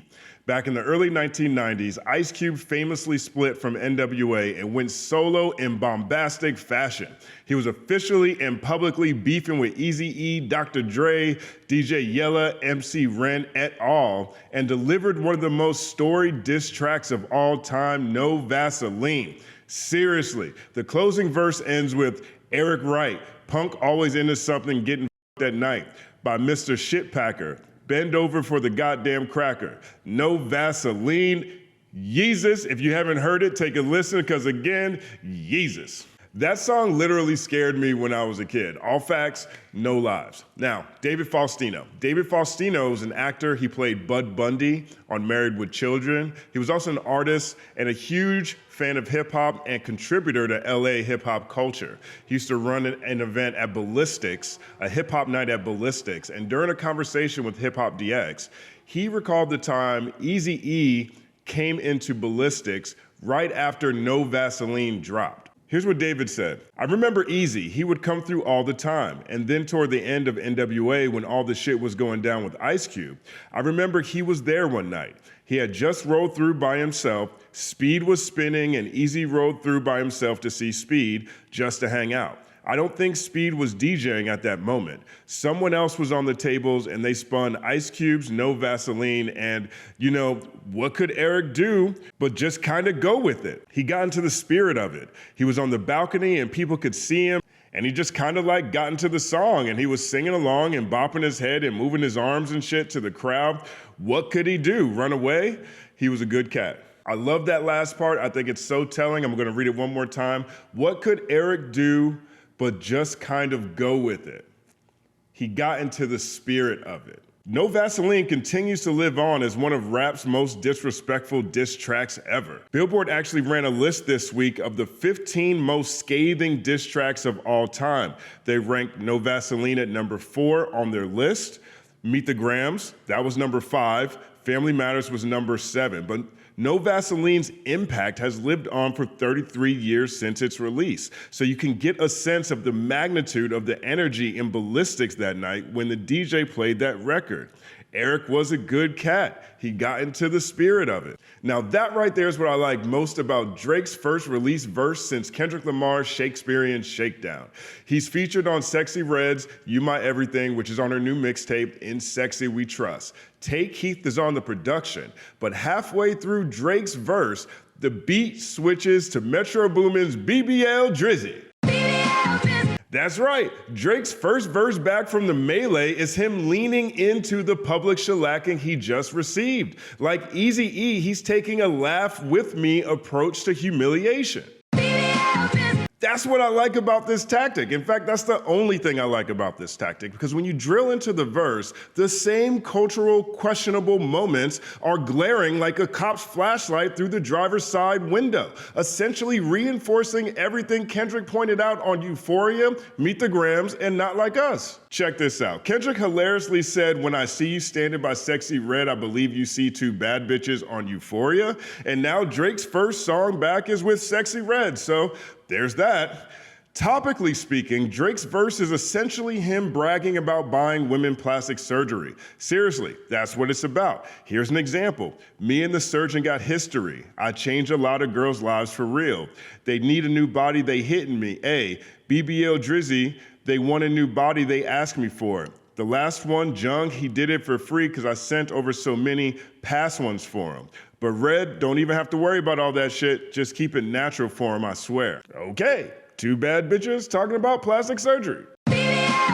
The Rap Avengers essentially and effectively, in my opinion, called Drake's culture card into question. Rick Ross called him BBL Drizzy hilariously, but also called him white boy because he sent a cease and desist to French Montana, effectively calling the police on French Montana. Kanye pointed out his allegiance and alliance with Lucien Grange and Fixing the Numbers. Kendrick said that it sounds cringeworthy when Drake says the N-word, then also called him a colonizer for stealing from Atlanta artists. And meanwhile, Drake told the world that he told his mom that Rick Ross is racist. On Family Matters, he said that Kendrick's always rapping like he's trying to get the slaves freed. On Slime You Out, he said, whip and chain you like American slaves. You'd think after none of those went over culturally in a positive way, he might refrain from making references that even allude to anything in that direction. You'd think that might be something he would stay away from, especially on a track with a foundational black woman, especially in that situation, right? Right?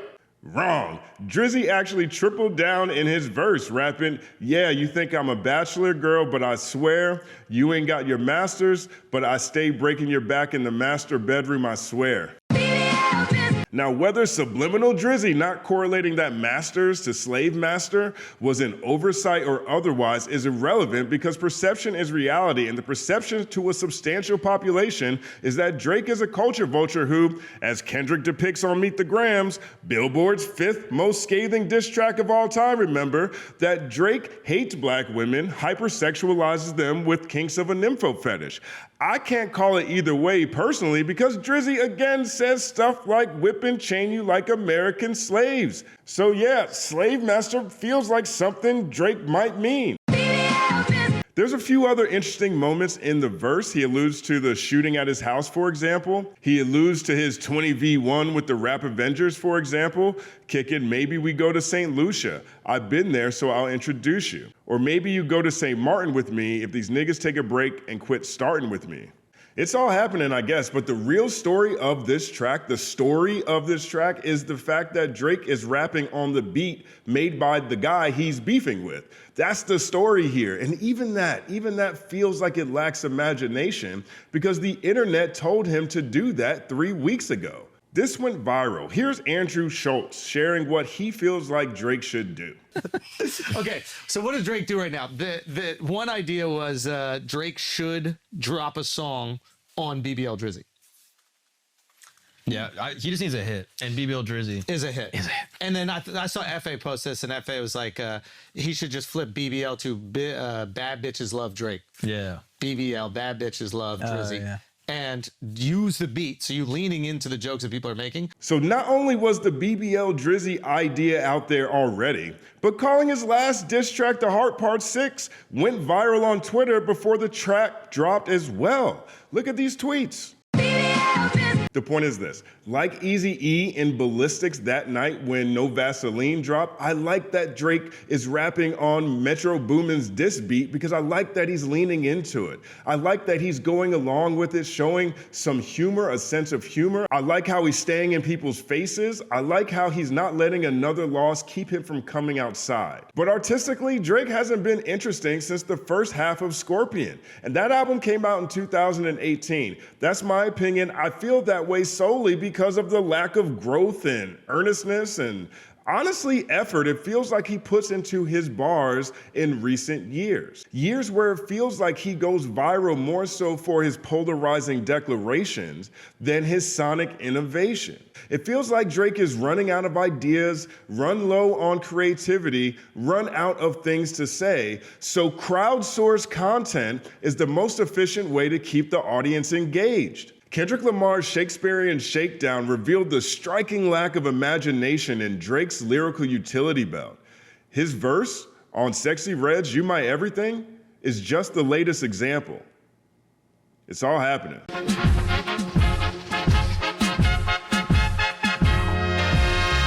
Justin Hunte is here, it's all happening. Justin Hunte is here, it's all happening. At the onset of the battle between Drake and Kendrick Lamar, an old Lil Wayne clip resurfaced from presumably around the time Drizzy first signed to Young Money Cash Money. In that conversation, Wayne described some of the advice he gave in the beginning. Here's a clip. I was the one to tell him, don't change anything. Don't think because you're coming over here by me that you got to start rapping about the things I rap about. Don't do none of that. Please rap about your little TV show, whatever you want to rap about. Rap about girls. Do that. That's what you're good at. I was like, don't come because, you know, of course, it's only natural for you to come over and just think, you know, if I'm with Wayne, then I'm gonna rock like Wayne, you know. And so I rap about what I rap about, and you know, so that was one of the main things I had to tell him from the jump. Like, hey, don't change anything. Don't start singing about killing nobody. Don't start singing about the streets. Yeah, talk about what you know. Yeah. Yeah, like, keep it Canadian, man. Keep it. Rap about your little TV show. Keep it Canadian, man. Great advice.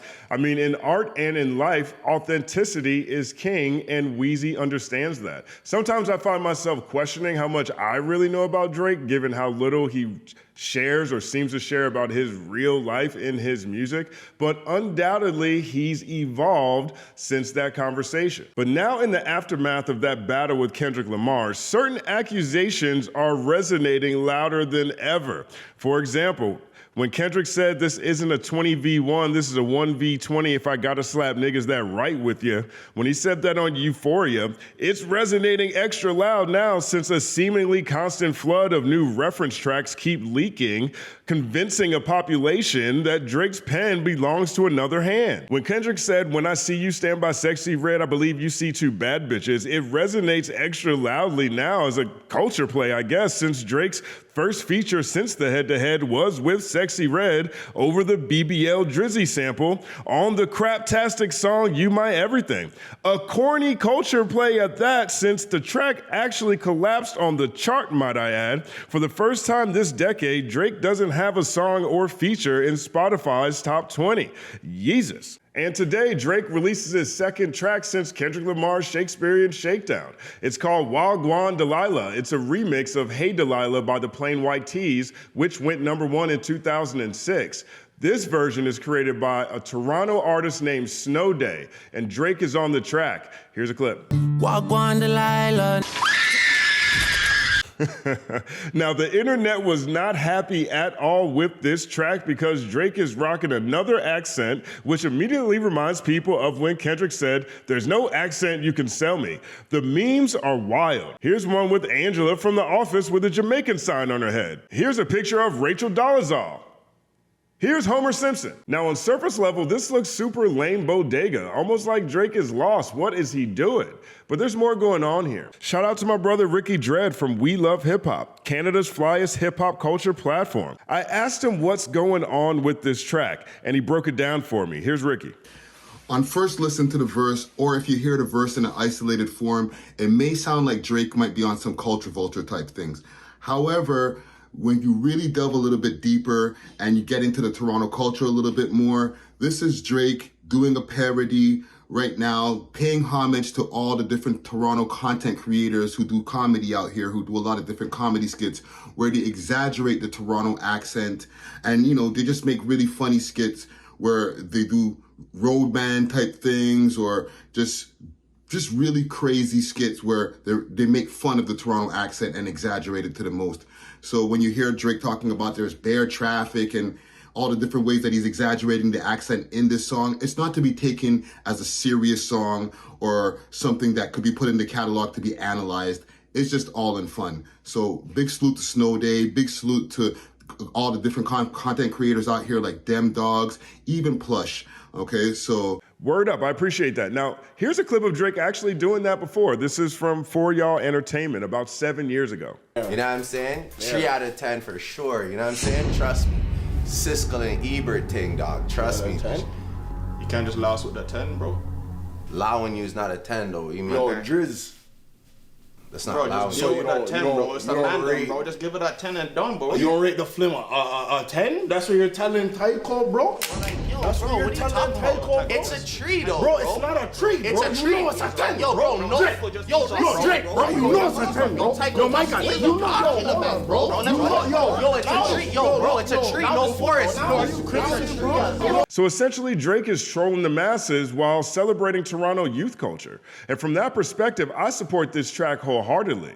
I mean, one thing that became abundantly clear during Kendrick Lamar's Shakespearean Shakedown was that Toronto was not unified behind Drake. They weren't unified behind the boy. In a sense, he's a man without a base, and in that context, Wagwan Delilah is an olive branch to his native land. Like Lil Wayne told him to do years ago. He's keeping it Canadian, highlighting their culture, leaning into it. And I support that 100%. It's all happening.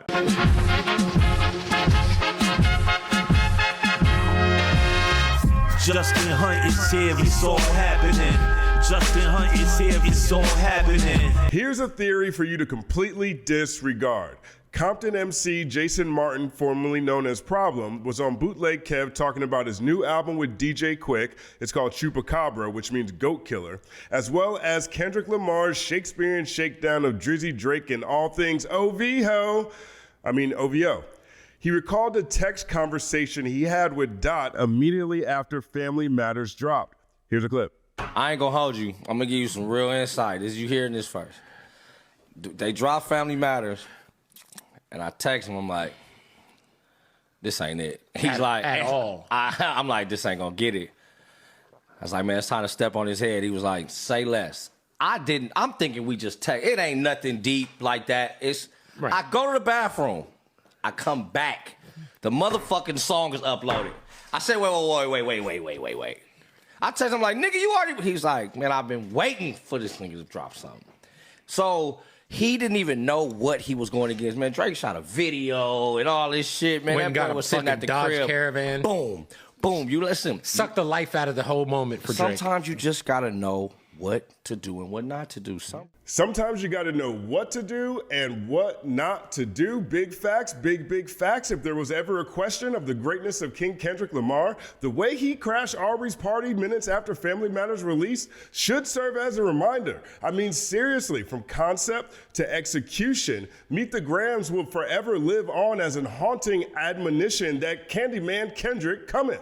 But there was another moment in that bootleg Kev interview that stood out to me. Kev and Jason were talking about how they expected Drake to take an L in this matchup the whole time. Here's Jason. You had some inside info, I'm sure. I was able to have different conversations with the internal Compton Unity community, and we were all just knowing how this was gonna end. We were like, every move, it was like a chess game. We were just watching it. It was dope. It was dope to see. It was dope to actually get some insight from the man himself, knowing like, oh yeah, let's rock, let's do it. But it never got to the point where it was like, we're gonna fucking fight or shoot. So I was able to enjoy it. Did you catch that? The internal Compton Unity community. I love that phrasing. I mean, it just feels empowering. It feels like a city improvement committee or a superhero collective, you know? It could be anything. And I wonder who's on it. I mean, Jason's from Compton, that part's clear. So are the Williams sisters, they're from Compton. Are they on the internal Compton Unity community? Who knows? Actor Anthony Anderson, he's from Compton. So is Kevin Costner. I didn't know that, but it's true. There's a ton of epic, groundbreaking rappers, NWA, DJ Quick, MC8, Game, Westside Boogie, RJ, Roddy Ricch, YG, just to name a few. Maybe it's a bunch of really dope people who aren't famous. I mean, just the idea of this internal Compton Unity community that Jason Martin probably coined right there on the spot on the top of his head just sparked so many interesting thoughts. Compton is such a rich and righteous and pioneering and proud city that celebrates itself when the world counts them out, that stands together when outsiders attack. For example, there was an odd moment at the beginning of Drake's Family Matters where he says, you know who really bang a set? My nigga YG. You know who really bang a set? My nigga Chuck T. You know who even bang a set? My nigga CB. That whole setup felt super out of place. I mean, it's as if Drake is doing his best to prove he still has friends. Yeah, CB, YG, Chuck T, they still like me. I promise, they do, yeah. Now, the CB he references is Chris Brown, which is a tone-deaf salute considering the final third of Family Matters is spent accusing Kendrick of being a wife beater, and Chris Brown famously beat the brakes off Rihanna. Now, Drake and YG have collaborated on multiple tracks, including Who Do You Love, so I guess Drizzy felt comfortable name-dropping him on a diss track aimed at Kendrick. But YG is from Compton, and by all accounts, he didn't appear to appreciate being used as a left tackle during Aubrey's Hail Mary. He confirmed as much on his very own Drake diss. Weird, which is littered with subliminals at the Canadian pop star. Subs like, you a weirdo, effing on weird hoes, we don't go near those, and you ain't Pyru, stop talking Pyru business, and niggas weird, pillow talking to hoes, you don't support the bros, you ain't living by the code. Drizzy fits all three descriptions, so yeah, YG was not happy with Drake's weird-ass clout chase. So even if he isn't on Jason Martin's awesomely titled Internal Compton Unity community, in this confrontation, he's unified against Drake, just like just about everybody else out here on the West Coast. Everybody not named Game, that is. When Drake says, you know who really bang a set, my nigga Chuck T, he's referring to Game. Super MC, platinum selling artist, West Coast champion, absolutely one of Compton's finest. His debut album, The Documentary, sold 5 million out the gate, instantly classic. Before the rise of Kendrick Lamar, Game was the face, the leader of the New West, carrying the flag for his city and arguably all of California during the 2000s, a largely quiet decade for breakthrough new rappers from both coasts. Kendrick even points out Game's impact on the city, a track off Game's 2011 release, The Red Album. Game used his mic time to cement his lyrical legacy, dubbing himself the Black Slim Shady in the process, accurately boasting how he carried the West. Still a fairly new artist at that time, K-Dot performs the hook, then closes the song with a blistering verse representative of the unyielding fire that consumes just about all of his stanzas. He said, Game came through, put the city on his back. I was in the city where a nigga hadn't seen that shit. Compton, a nigga gotta scream that shit. Incredible song. The two titans link again on Me, the second track off Game's 2015 release, The Documentary 2. Fresh off To Pimp a Butterfly, Kendrick had now reached global superstar status with two classics in tow at that point, and both artists celebrated each other's success throughout the song. For example, Kendrick closes the first verse with, Documentary had identities of where I'm from, therefore my energy had to make sure the better me won. It ain't no better one, son. It ain't no telling me nothing. Nigga, that's Chuck, Dr. Dre, and K. The legacy's done. Blow. Game returns the energy, ending the track with West Side, that's on Bloods. This Tech Fly, that's on Bloods. You fuck with Dot, I'll let you choke on your blood. The respect is there, the love is oozing, the verses are immaculate, the track is fantastic. You fuck with Dot, I'll let you choke on your blood. Game's clearly got Kendrick's back. But again, this is 2015, 2 years after Kendrick Lamar put the rap world on notice with his verse on Big Sean's Control. Everyone got the friendly hip-hop competition memo except for Drake, who took the sentiment personally, igniting the decades-long Cold War that went nuclear in 2024. The irony though, on that same album, The Documentary 2, 15 tracks later, Game seemingly allows Drake to sneak diss Kendrick on 100. Drake raps, I'd have all your fans if I didn't go pop and I stayed on some conscious shit.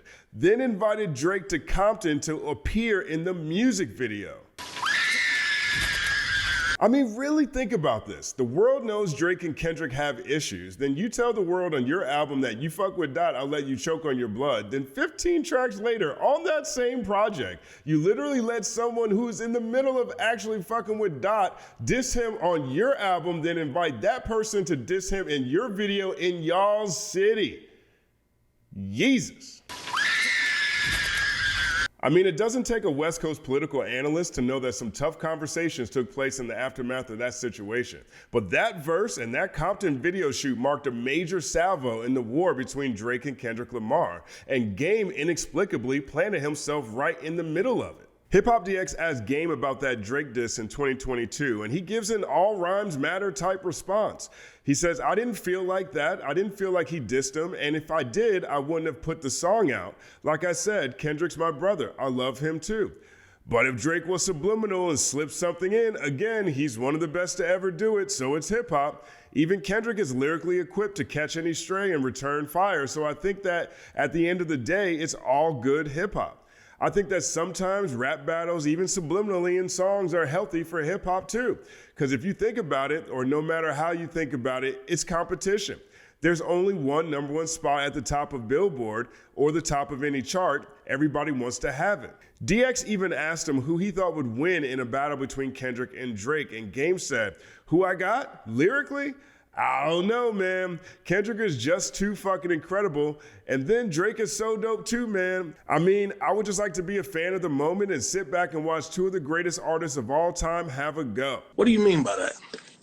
I didn't feel like he dissed him, and if I did, I wouldn't have put the song out. But if Drake was subliminal, he's one of the best to ever do it, so it's hip hop. Subliminal disses are healthy for hip hop too.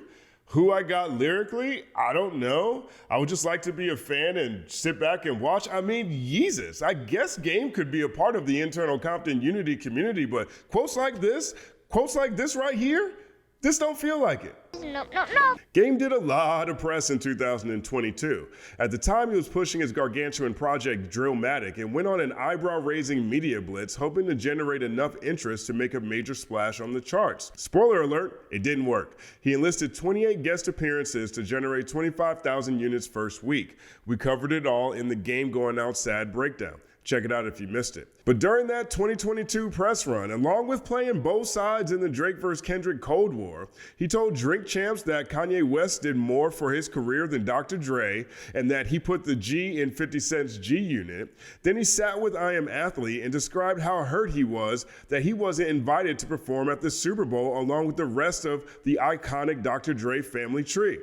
In that conversation, he said, "We on the West Coast are the only motherfuckers who have this crab in a barrel mentality where we want to keep niggas down. Snoop Dogg was there because he's safe and he's a legend. Snoop is icon. Dre is icon. M is icon. But M is not from LA. 50 is not from LA. I'm not taking away from the fact that they were on the Super Bowl, but LA niggas wouldn't have been in the Detroit Super Bowl or the New York Super Bowl. It just wouldn't have happened."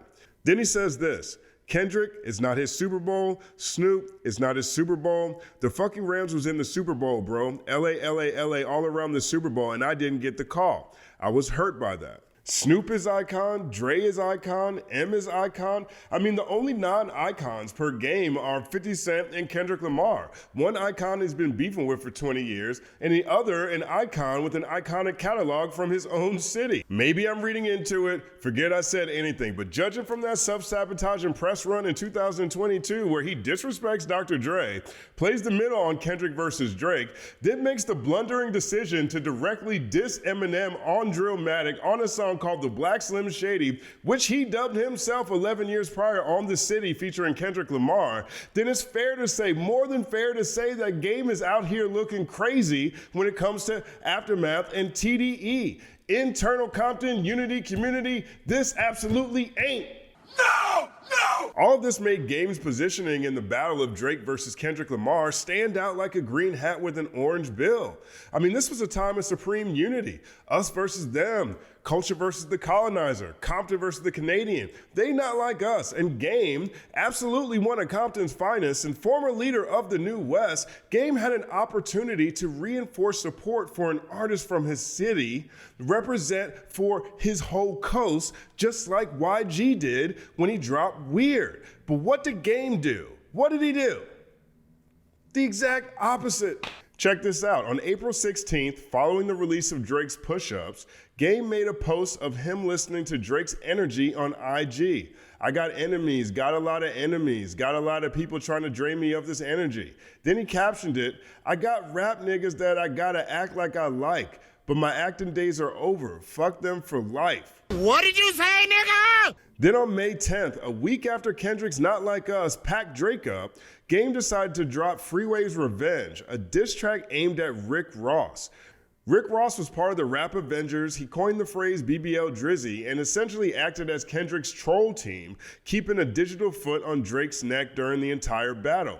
We covered this all in Drake Deserves the Smoke episode of It's All Happening. Check it out if you missed it. Freeway's Revenge is a great diss track, but the optics are divisive, and considering the number of Kendrick Lamar references, it can easily be mistaken for antagonistic, not to Rick Ross, but to Candyman Kendrick himself. Check these bars. Here's one. "This ain't the Kendrick beef. My Drake sings songs." Here's another. "My K-Dot shit. I don't have to turn the beam on." A third one. "Bad kid, good city. I studied the art of war."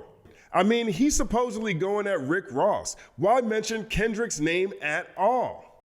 Game called in the Joe Budden podcast and tried to explain the unexplainable. When asked why he dissed Ross, he said, "A nigga sitting around just trolling. Nigga, keep that same energy, nigga. Bum heads with a nigga that really do this shit." Bad kid, good city. I studied the art of war. Ross sitting around trolling. Keep that same energy. Bump heads with a nigga that really do this shit. From the same guy that said subliminals in hip hop are healthy in this exact scenario. From the same guy that said Ye did more for him than Dr. Dre. From the same guy that brought Drake to Compton to diss Kendrick on his own song. Call it what you want, but there's a theme here. There's a theme here. Game is a phenomenal rapper, blessed with one of the best pens in hip-hop history. Posting Drake after push-ups, a point in time when many, maybe outside of the internal Compton Unity community, had the foresight to see how this battle was going to turn out, who thought it might have been a toss-up. Posting Drake then, that's one thing. But directly dissing a K-Dot ally after Not Like Us captures the zeitgeist while including several line-straddling lyrics referencing the Compton Kid is a whole whole nother thing.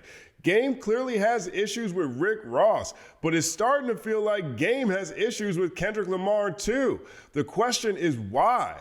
Maybe it's jealousy or envy or a reluctance to assume a older mentor, uncle role to the next generation, or pining for the days when you were the leader of the New West. Maybe seeing someone you inspired surpass your accomplishments and take your place as the reigning king of Compton is a pill too ill to swallow. Maybe Game's penchant for demolishing allegiances and voting himself off the island has led him to a place where more and more he's starting to look like an artist without any allies, at least in an industry sense, an organizational sense, and Aubrey and OVO are the last best option to align with. Maybe he still sees value in a Drake feature. Maybe he felt justified. Maybe he concocted a narrative that Kendrick sneak dissed him because Game's One Blood starts like this. Dre, I see dead people. And Kendrick's Not Like Us starts like this. Psst, I see dead people. But on Juneteenth, 2024, Kendrick Lamar is going to take the stage for the first time since smacking Drake with a Shakespearean Shakedown. This will be epic. The show is being billed as Ken and Friends, and it's going to resonate as a celebration of Los Angeles, of California, of Black history. And I highly expect Jason Martin and plenty of other suspected members of that internal Compton unity community to take the stage. It'll undoubtedly be LA's biggest, most significant hip hop experience since that Super Bowl that Chuck T's iconic former allies didn't invite him to. What are the odds? What are the odds that once again, Game will be left standing on the sidelines? And if so, does he deserve it because he earned it? I don't have the answer to these questions.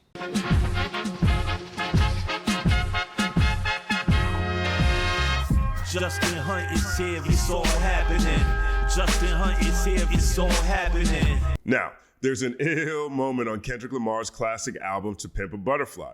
Halfway through his closing verse on Hood Politics, K-Dot raps, "Don't ask me about no camera blocking at award shows. No, don't ask about my bitch. No, don't ask about my voes. Less you asking me about power, yeah, I got a lot of it. I'm the only nigga next to Snoop that can push the button." Now, at that time, Kendrick was talking about his refusal to let the blowback from his culture capturing control verse blow into violence. He closes that verse with, "Nah, homie, we too sensitive. It spill out to the streets. I make the call and get the coast involved, then history repeats. But I resolved inside that private hall while sitting down with Jay. He said, it's funny how one verse can fuck up the game. I'm the only nigga next to Snoop that can push the button. I make the call and get the coast involved, then history repeats." I mean, that is a statement of power. That is a statement of influence. That is a statement made by a good kid from a mad city. Now, there was an ill moment at the onset of Kendrick's portion of the pop-out last night in Inglewood, California. House lights low, a Kia Forum's worth of camera phones illuminating the only glow. Somewhere, someone pushed the button and Kendrick arose from below. Decked in a red hoodie and a Jesus piece chunkier than Donkey Kong Country, a crouched K-Dot kicks into euphoria. He changed a few bars for the occasion. He substituted, "Matter of fact, I ain't bleed 'em yet, can I bleed 'em bet?" to "Give Tupac's ring back and I might give you a new respect." Drake famously bought Tupac's diamond ring for a reported $2 million. That's definitely rubbed Kendrick the wrong way. Can't be out here disrespecting Pac's legacy. He also changed, "and we can be on a 3-hour time difference," to "we can be on a 2-hour time difference," since Drake's reportedly moved from Toronto to Houston. The lights, the lasers, the crowd reciting the song word for word, the atmosphere felt euphoric. That's how Kendrick started. Then he rocked DNA, then Element, then All Right, the reigning Black American anthem of solidarity, then Swimming Pools, then Money Trees featuring J-Rock. The entire production was elevated by the subtleties, the laser-focused attention to detail. For example, Kendrick began his career hype manning for J-Rock, so it was appropriate that he introduced J-Rock first with Money Trees, then let J-Rock his solo anthem win. Then after that, he brought out the homie Ab Soul and commiserated with him while he performed the first half of 616 in LA. That's probably my favorite song out of this battle at this point in time. I just can't stop listening to it. Then after that, he brought out Schoolboy Q, who started his journey hype manning for Kendrick. Q rock collard greens, and that part, the audience went ballistic, Black Hippie unified on stage. Then King Kunta, then Mad City, then Humble, then his verse on Like That. Then another button was pushed and the ultimate big homie of West Coast hip hop, Dr. Dre, rose from beneath the stage, rocking Still DRE and the reigning West Coast anthem of unity, California Love, right alongside the latest GOAT contender to fall from the Dr. Dre family tree. And right before exiting the stage, the Doctor provided the ultimate intro to hip hop's reigning anthemic diss track, Not Like Us. I'm gonna just need a moment of silence for this. I see dead people.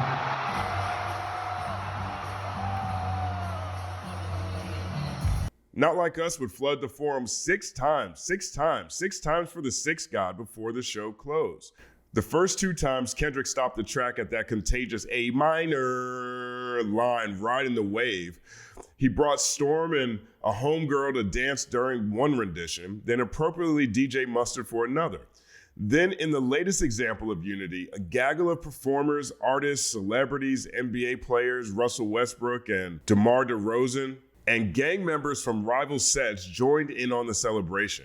And in the illest moment of all, he brought everyone together for a photo so historic that I wouldn't be surprised if it ends up in the Smithsonian one day. The moment was captured on the Jumbotron in black and white, reminiscent of the cover art to his classic album To Pimp a Butterfly. Bloods, Crips, Pyrus, no color above any other. Everyone unified in this thing of ours, the way it should be. That was the energy of the entire evening, really. DJ Head opened and introduced a gaggle of fresh California artists, Remble, Ray Vaughn, The Cuzzos, Rucci and Aschike, Jay Worthy and Meet the Whoops, Wally the Sensei, Westside Boogie, Zoe Osama, Kalen For Real and G Perico, Bino Rito, RJ Mr. LA, O'Geezy, Jason Martin, and even Tommy the Clown, whose dance academy has been fostering peace in Los Angeles since 1992. DJ Mustard ushered in the hitmakers, Blast, Ty Dolla $ign, Dom Kennedy, Steve Lacy, Roddy Ricch, Tyler the Creator, and YG. YG had my favorite performance outside of Kendrick's set. His album, My Crazy Life, is a classic and always felt like the other side of Kendrick's Good Kid, Mad City to me. His presence and performance felt particularly significant. Sometimes you gotta pop out and show niggas. But the point is this, a lot has been made of a mythical red button in this back and forth between Kendrick and Drake. Drake famously posted this image as if he had some atomic option sitting in the cut somewhere that would cut Kendrick completely out of the equation. That's how battles go these days. Gratuitous chin-checking with allusions to an even bigger bomb lurking, and while the threat of some nuclear reveal seemed dangled throughout this confrontation, the ultimate button pressed was unity. I mean, most people expected to attend Drizzy's metaphorical funeral following Kendrick's Shakespearean Shakedown. But in all honesty, for me, after everything that took place, in the aftermath, the pop-out transcended rap beef. That image, that moment he created feels like a sense of unity unfelt in this community since Rodney King. It was a moment Glasses Malone said he's always dreamed of. I've had grown men tell me that they literally shed a tear after witnessing what took place on that stage. That's how important this was for the people of Los Angeles. That's what this meant. Kendrick Lamar finally pushed that button he was so reluctant to press that he described on Hood Politics and made a historic statement by doing so. It was a statement of power, a statement of influence, a statement of the limitless possibilities we can achieve if we use our powers for good. It's all happening.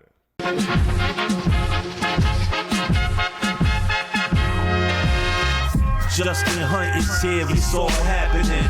Justin Hunte is here, it's all happening. Let the internet tell it, and Drake might have actually found his first hit since Kendrick Lamar's Shakespearean Shakedown. Drake dropped another 3-pack, and No Face is the first track to directly address his beefs with K-Dot, Future, Metro Boomin, Rick Ross, The Weeknd, A$AP Rocky, and the rest of the rap Avengers. He doesn't mention any names, of course. He's not suicidal. But through blistering delivery and blustering bravado, he attempts to convince the world that though bloodied, he remains unbowed. Check these lyrics. Numbers untouchable. They got the data wrong.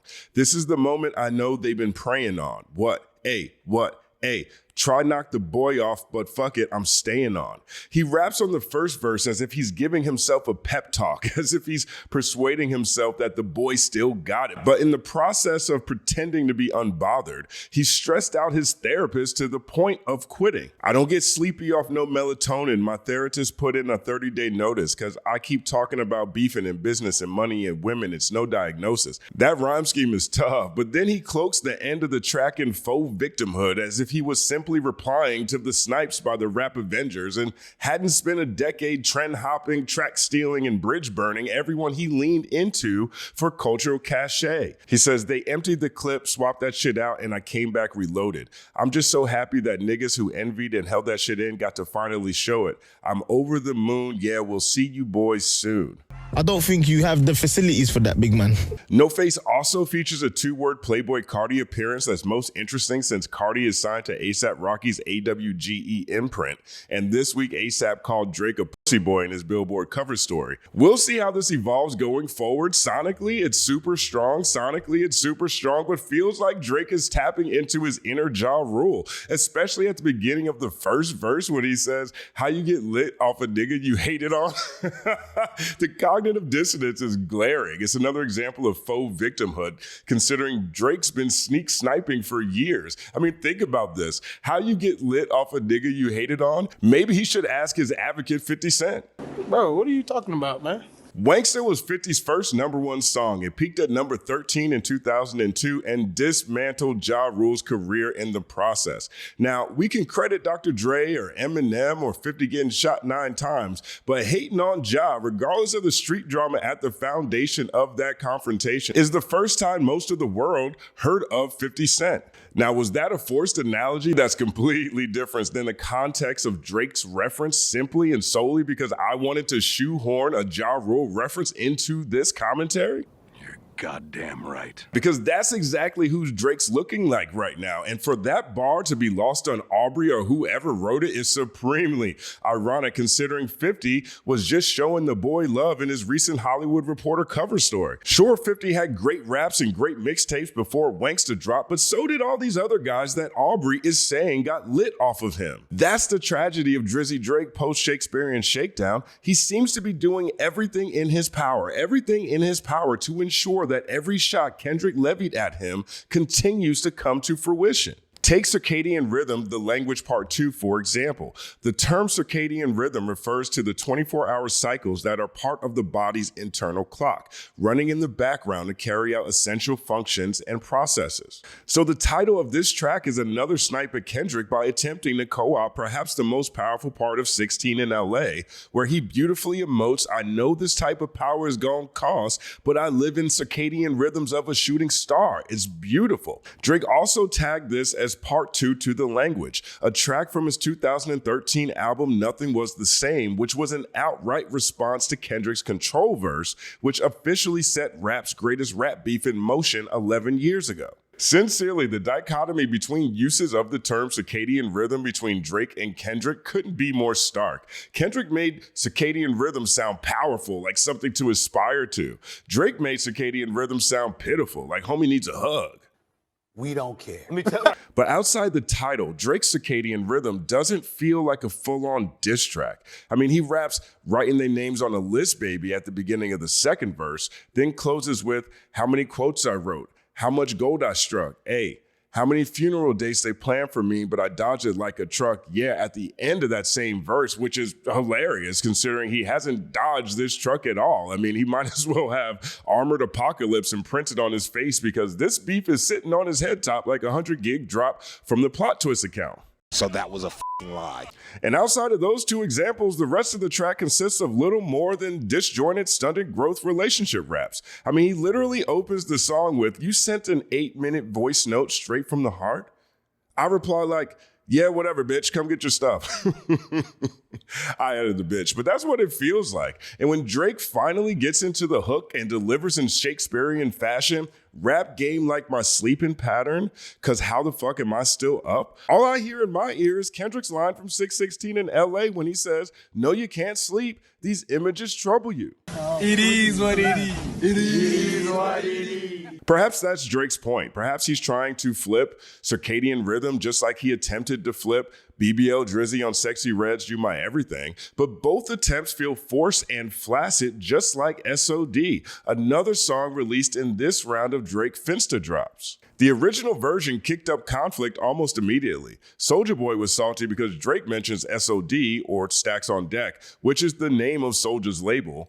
Then Lil Yachty went on Andrew Schultz's podcast and said he leaked the song then called Super Soak to Kai Cenat because Mr. Hotspot wouldn't clear the sample for goodness gracious. Here's a clip. I sent a song to Kai to leak. Yes, I see this. Right. We couldn't get the sample cleared. So I just let Kai play it. But this wasn't an artist. This was an Instagram social media influencer. And they wouldn't clear a sample? Yeah, he went down like a Christian path. If it's a good song, it's like you get to perform it, you get to... That's you making the money on the road. Mr. Hotspot reached viral fame through his kind-hearted personality and endearing IG dancing videos. All things considered, he appears to be a carefree cat who stays out of drama and replies to inquiries into tawdry celebrity gossip with, It's none of my business. It's none of my business. These days, Mr. Hotspot found Jesus and works with children and explains declining the sample request by saying, I'm blessed to work with children, so we just got to make it clean for them. Like, we don't need no children getting whooped because they said this or that. You understand? And if you look at the backside, it's the children who really running these views up. So if we make sure both verses clean, everybody coming clean, everybody gonna benefit for sure. We ain't trying to hold them back from nothing, but we just need the morals correct, that's all. But we just need to get the morals correct. This is crazy. Really think about this. Mr. Hotspot's like, yeah, but we just got to keep it clean for the kids. And then Yachty's like, nah, nigga. And then leaks it to kids' favorite streamer, Kai Cenat. Then 3 weeks later, Drake re-releases Super Soak as SOD and cleans it up by wiping Yachty off. Jesus. Now, whether that's because Yachty's version was lathered in profanity or because Yachty is a less than lackluster lyricist remains to be clarified. Regardless, from leaking it to Kai Cenat to kicking Yachty off, Drake forced SOD into the marketplace, and in the end, his version is noticeably more kid-friendly than the original Super Soak. Jesus Christ. The most frustrating part for Team Drizzy has to be this pattern of weird side quests that seem to emerge with new Aubrey releases. Following The Heart Part 6, a mysterious Twitter account popped up called EbonyPrince 2K24 that started dropping cryptic posts about an alleged unflattering situation involving Drake and a handicapped journalist for the Brooklyn Eagle named Christopher Alvarez one early morning at the notorious Mark Hotel in New York City. We covered this all in the Things Are Getting Weird episode of TCM News because Alvarez published an editorial in the Brooklyn Eagle that, for many following this Riddler-esque side quest, raised more questions than answers about his relationship and what happened that night at the Mark. Then, within 12 hours of Drake dropping 100 gigabytes for Yo Head Top earlier this month, a presumed acquaintance of Drake's named Exo Snow was featured in a YouTube documentary called To Catch a Kick Predator 2 for using the Kick and Monkey platforms for allegedly nefarious purposes. Drake actually appeared on the Monkey app with the Dicey Kick streamer, which set off another round of distracting side quests related to this battle, especially since Kendrick Lamar famously wore a monkey shirt in the Not Like Us video, which came out on July 4th. We covered it all in the Drake and the Weird Streamer episode of TCM News. Check it out if you missed it. 2.5 weeks after that, this week, academics finally covered Snow and Drake's eyebrow-raising appearance on her Monkey stream during his show, and while live, reported that Drake told him that he doesn't know Snow and that he was told to support her by Kick because she signed to the platform. Kick is backed by gaming company Stake.com, who Drake has a partnership with. Now, keep in mind, Drake appeared on Snow's Monkey stream, and Monkey is a separate company and platform from Kick, but at least after weeks of speculation, there was finally an explanation for the association. Now, on the day Drake drops this latest 3-pack, No Face, SOD, and Circadian Rhythm, EbonyPrince shows up again and releases this cryptic post of Drake taking a picture at Popular Jewelry in New York City wearing a blue Canadian baseball jersey. In the same post is another picture of Drake walking from the Mark Hotel to his car wearing the same blue Canadian baseball jersey. Then a third image of Drake on Snow's Dicey Monkey stream wearing, you guessed it, that same blue Canadian baseball jersey. EP's post is tagged, "How many stocks do I really have in stock?" which is another quote from Not Like Us, Kendrick's global smash hit with a history lesson loaded with allegations against the Canadian pop star. At least one of the points of EP's Twitter post is to allude that Drake's eyebrow-raising appearance on Snow's Dicey Monkey app account took place in the Mark Hotel. So these two once unrelated side quests, the first with Christopher Alvarez at the Mark Hotel and the second with kick streamer XO Snow on the Monkey app, have seemingly converged into one, feeding more fodder to Drake detractors, especially since Kendrick says, "The rabbit hole is deep, I can go further, I promise," on Not Like Us, and again, wears a monkey on his t-shirt while hot-scopping in the video during the A minor part of the song. Stop it.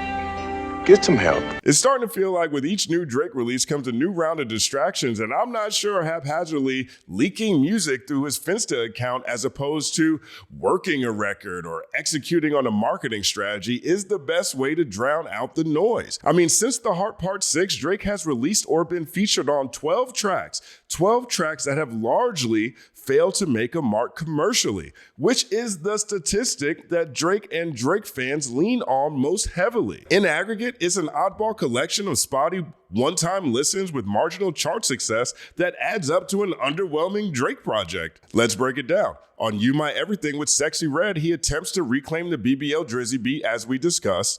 Gwan Delilah with Snow Day is a meme song by a Toronto meme comedian that harkens back to Kendrick's piercing lyric, "Them little memes is losing steam, they figured you out." Ugly and Hot Uptown with Camila Cabezas were supposed to be released in the spring, but were delayed reportedly because of his battle with Kendrick Lamar. Healing and Sideways are two Drake tracks on Gordo's project, and were most notable because Mustard, who produced Not Like Us, said Drake forced Gordo to drop on the same day as his Faith of a Mustard Seed project. DJ Mustard is independent and still outsold Gordo. Blue Green Red is a response to Kendrick's Meet the Grams. Then Drake ran to Atlanta when he needed a check balance on It's Up featuring Young Thug and 21 Savage, Housekeeping Knows, which features Lotto, and SOD, which was originally Yachty's Super Soak. Circadian Rhythm attempts to snatch the phrase from Kendrick's 616 in LA, and all I hear is Kendrick saying, "You can't sleep, these images trouble you." And then there's No Face, his most direct reference to the Shakespearean Shakedown Kendrick dropped on his 100-gig head top. The point is this. All of this is unfortunate because No Face seems to be the track that's garnered the strongest reaction out of this oddball collection of tepid one-time listens. And that made a comment I saw over on BX Boxstead, my favorite forum, worth pondering. Imagine this. The date is May 5th, 2024. The world is exhausted after a whirlwind weekend where Drake dropped Family Matters only for Kendrick to stomp out its light 20 minutes later with Meet the Grams, then a Hulkian knockout blow 12 hours after that with Not Like Us. Drake has just waved the white flag with The Heart Part 6, which, as Top 5 Troy aptly described, is the rap beef equivalent of submission. The culture takes a breath to reflect on the history we all just witnessed in real time. But in the aftermath, Drake does something unexpected and decides to take that much bellyhooed vacation he's been threatening since 2023. There's no Wagwan Delilah or You My Everything. There's no Lil Yachty drama or little memes losing steam or multiple trips to Atlanta when he needs a check balance. No 100-gig drops or Toronto no-fly zones. No summer vibes at all. Nothing but a drizzly-less summer. And people start to wonder. Then on August 23rd, just before the kickoff to college football season, Aubrey returns ferociously with No Face, unbowed and refreshed, reminding the rap world that attempts to knock him off are futile because, fuck it, the boy is staying on. And like Manboy suggests in this post on BX, imagine instead of No Face, the song was called 837 in Houston. What would that timeline look like? How would the culture react? Would people be so excited for Drizzy's return that they forget the nuances of Kendrick Lamar's Shakespearean Shakedown, this greatest rap battle in rap history? I don't have the answer to these questions. It ain't about getting bigger all day. It ain't about the number one record all day. There's other ways to be bigger.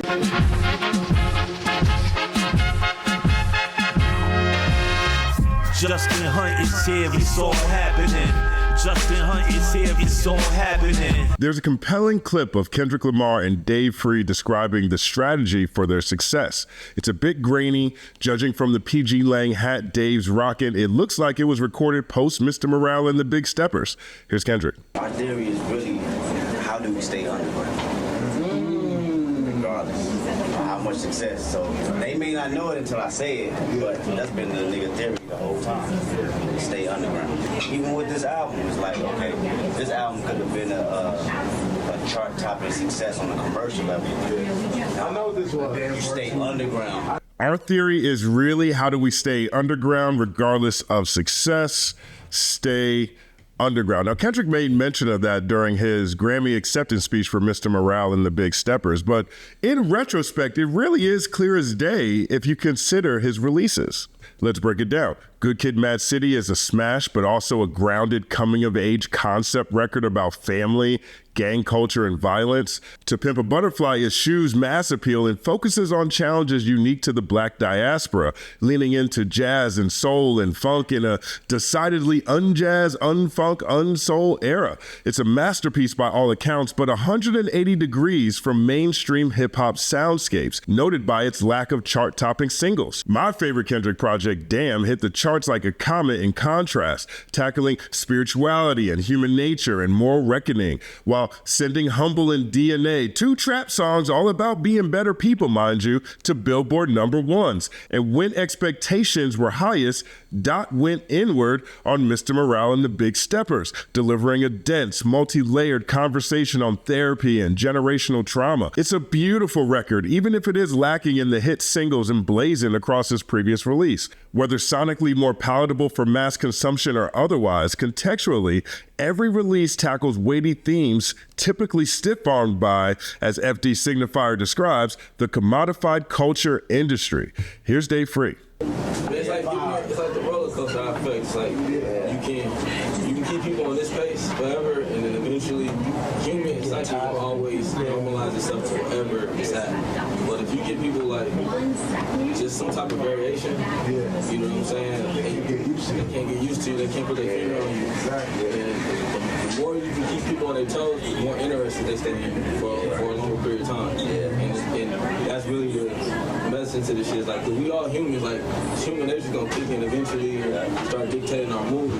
And we look at that like, okay, what race have we ran too much? Alright, now how do we focus on this spot that we probably didn't put any energy into? It's like the roller coaster effect. We look at that like, what race have we ran too much? How do we focus on this spot that we probably need to put more energy into? I mean, roller coaster effect is an apt description of the 4 diss tracks Kendrick tossed at Aubrey Drake Graham during this Shakespearean Shakedown. It's like the same strategy at the core of Kendrick's classic catalog was condensed into 4 different, completely different listening experiences and approaches to dismembering the 6 Gods character and status. There's Euphoria's bar-heavy 6-minute assassination. There's 616 in LA with the Al Green soul sample and angelic peaks that barely feels like a diss track at all.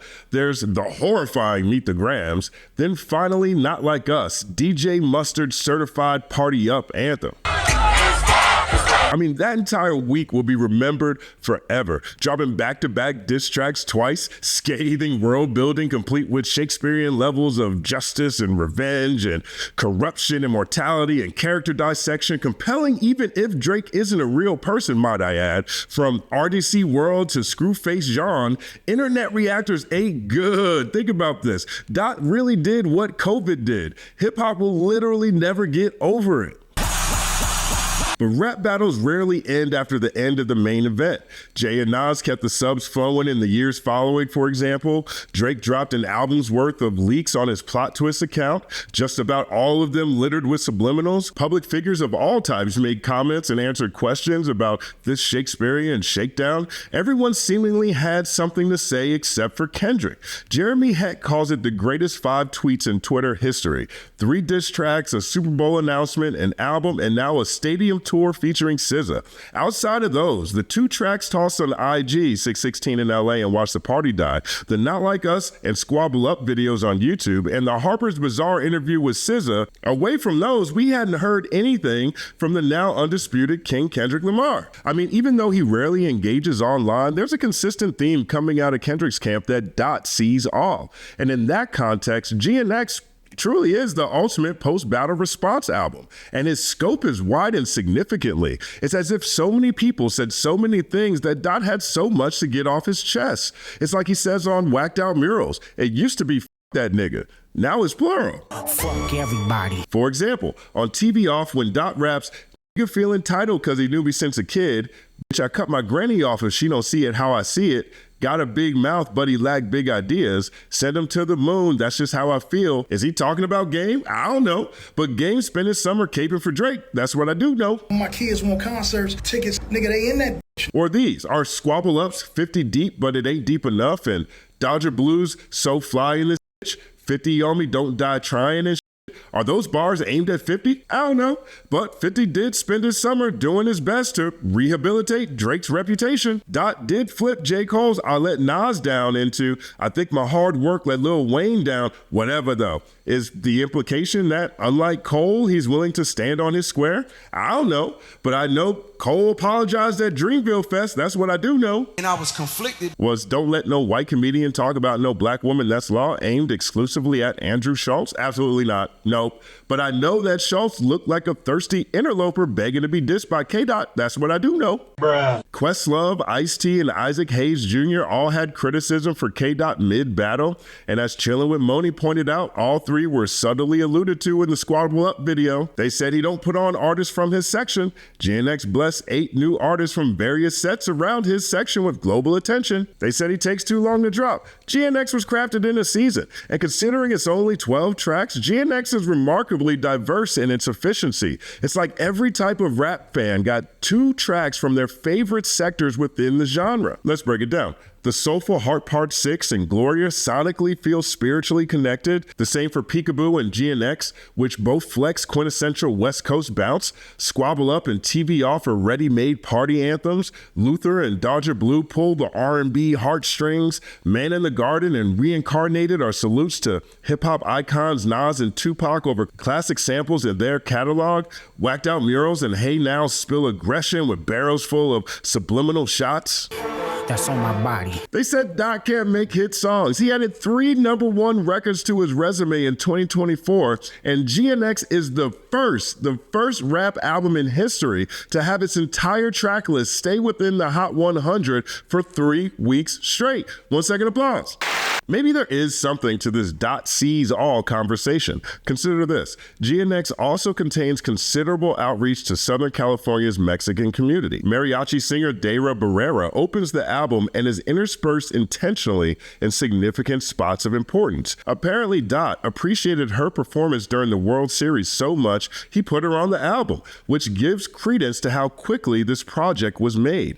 Her appearance feels like the minimalistic versions of the DJ Kid Capri pop-ups on Damn, or the phone calls on Good Kid Mad City, or the poem on To Pimp a Butterfly, or the tap dancers in Eckhart Tolle on Big Steppers. Then Peso and Lefty Gunplay, 2 highly viral Mexican rappers, make memorable appearances. I mean, of course, Crazy, Scary, Spooky, Hilarious has turned into a meme on its own. Ironically, it might be the most viral 4 words since YOLO. But also Peso, every time he says, I broke a heart and you the type to go and fix it, I die laughing. The Mexican presence on GNX makes the whole project feel like a love letter to Los Angeles. Now, this is not confirmed, but I believe that's partly in response to criticisms that came from Mexican podcaster Icon following the pop-out. Icon posited that Kendrick Lamar's Juneteenth show didn't have enough Mexican presence.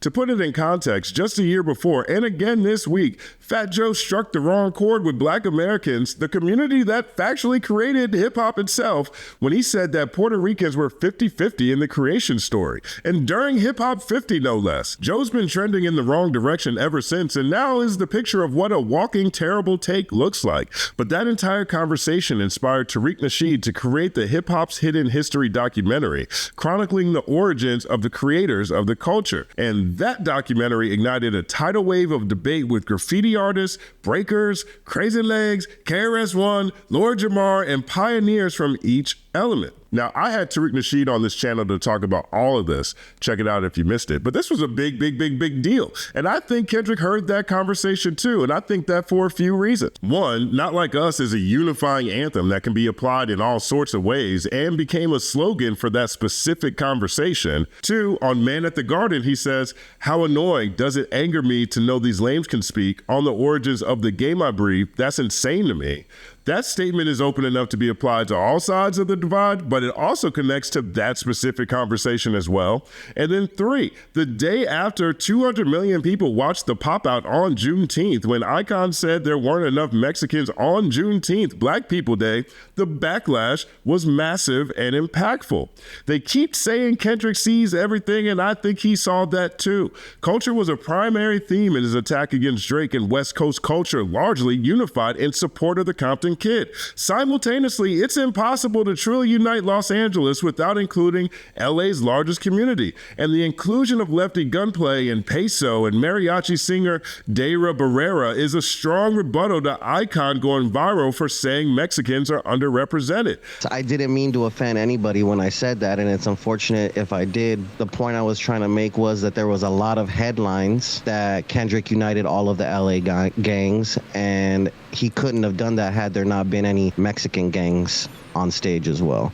I mean, that was just one of the many unexpected side missions this battle and the tactical nature of Kendrick Lamar's Shakespearean Shakedown brought to the zeitgeist. There was the whole EbonyPrince Riddler-esque side mission. EP was in possession of all the items Dot used for the cover art on 616 in LA and Meet the Grams, and online investigators kicked into action trying to figure out if something happened at the Mark Hotel with Drake and Christopher Alvarez, the disabled journalist from the Brooklyn Eagle. There was Drake's weird appearance on Dicey Kick streamer XO Snow's Monkey account. Drake explained his presence on the stream by saying Kick told him to support her since Kick is run by gambling site Stake, who Drake has a partnership with. Now with GNX, during one of their frequent captivating live streams, Thought Crimes pieced together a list of connections between allusions K-Dot made on Peekaboo to Drake and the passing of XXXTentacion. There are several more, but the consistency of these well-placed Easter eggs in everything Kendrick dropped this year has added lore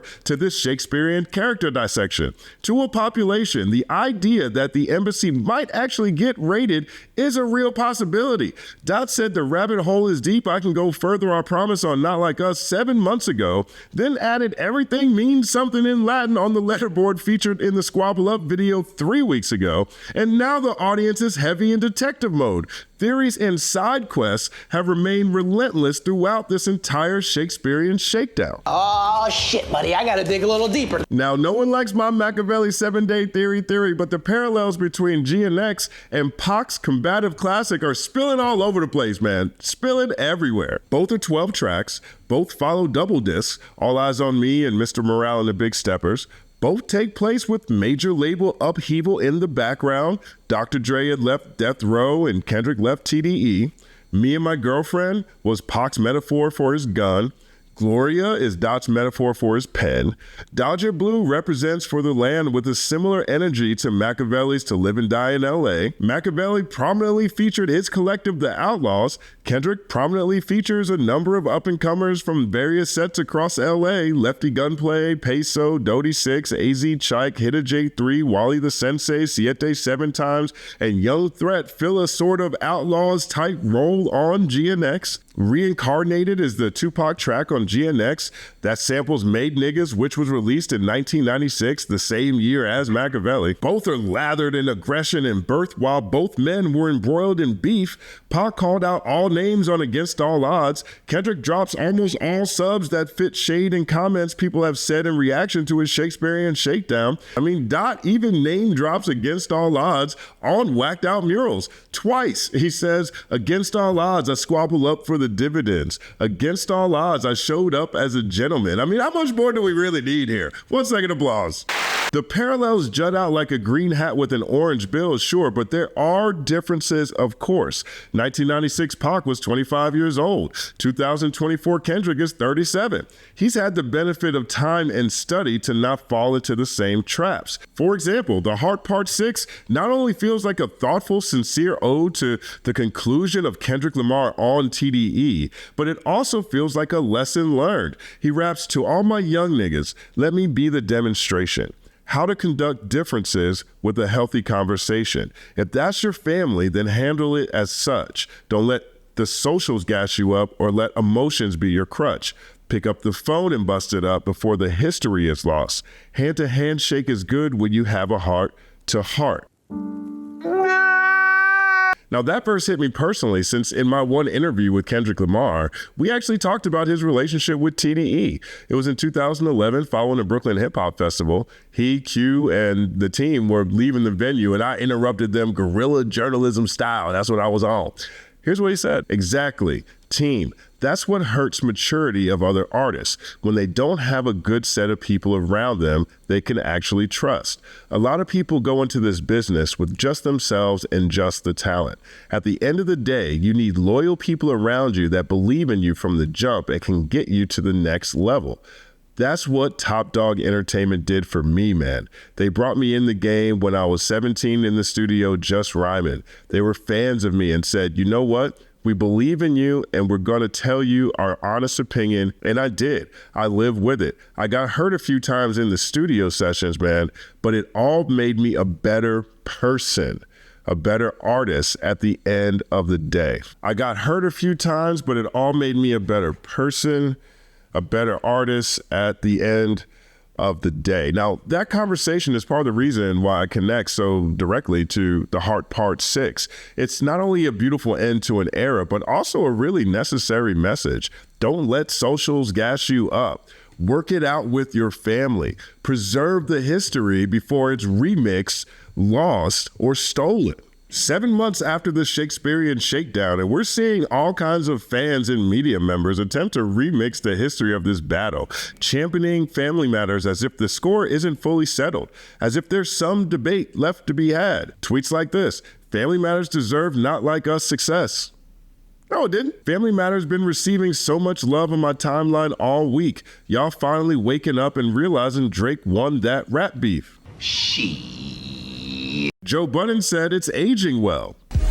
What? Charlamagne said, Family Matters is probably the best record, Not Like Us is the best song. How, Sway? Call it modern media's addiction to false equivalencies. Call it the product of a superfan-focused marketplace. Call it a bunch of talking heads hoping to position themselves for a Drake interview in 2025. Whatever you call it, the Family Matters remix, the Family Matters propaganda is in full effect. You serious? Salute to Mr. Busby on Twitter. He posted this week. Family Matters was the better overall record. Is the new Takeover was the better overall record. And he's absolutely correct. Much like Drake versus Kendrick Lamar in the aftermath of Nas versus Jay-Z, there was a lot of coke coming from Team Hove.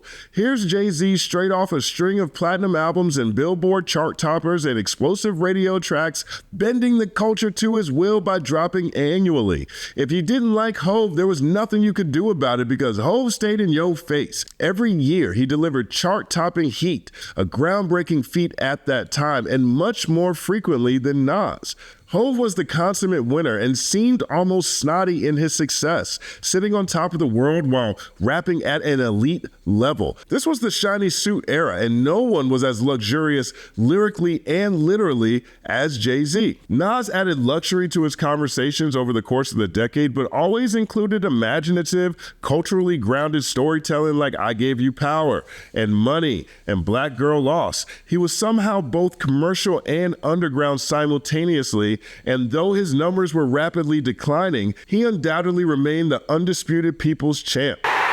Now, Nas and Hov have been subbing each other for years before their Cold War went hot, and when those last two surviving members of that mid-90s Big Four finally collided, when they finally went head-to-head, it took place over two primary tracks, Takeover and Ether. Now, to me, at that time, Ether was mainly your mama jokes. It was hard, no doubt, brutal even. It definitely struck an emotional chord. And to me at that time, I thought a large part of that had to do with Nas saying the thing that most people really just wanted to hear Nas say.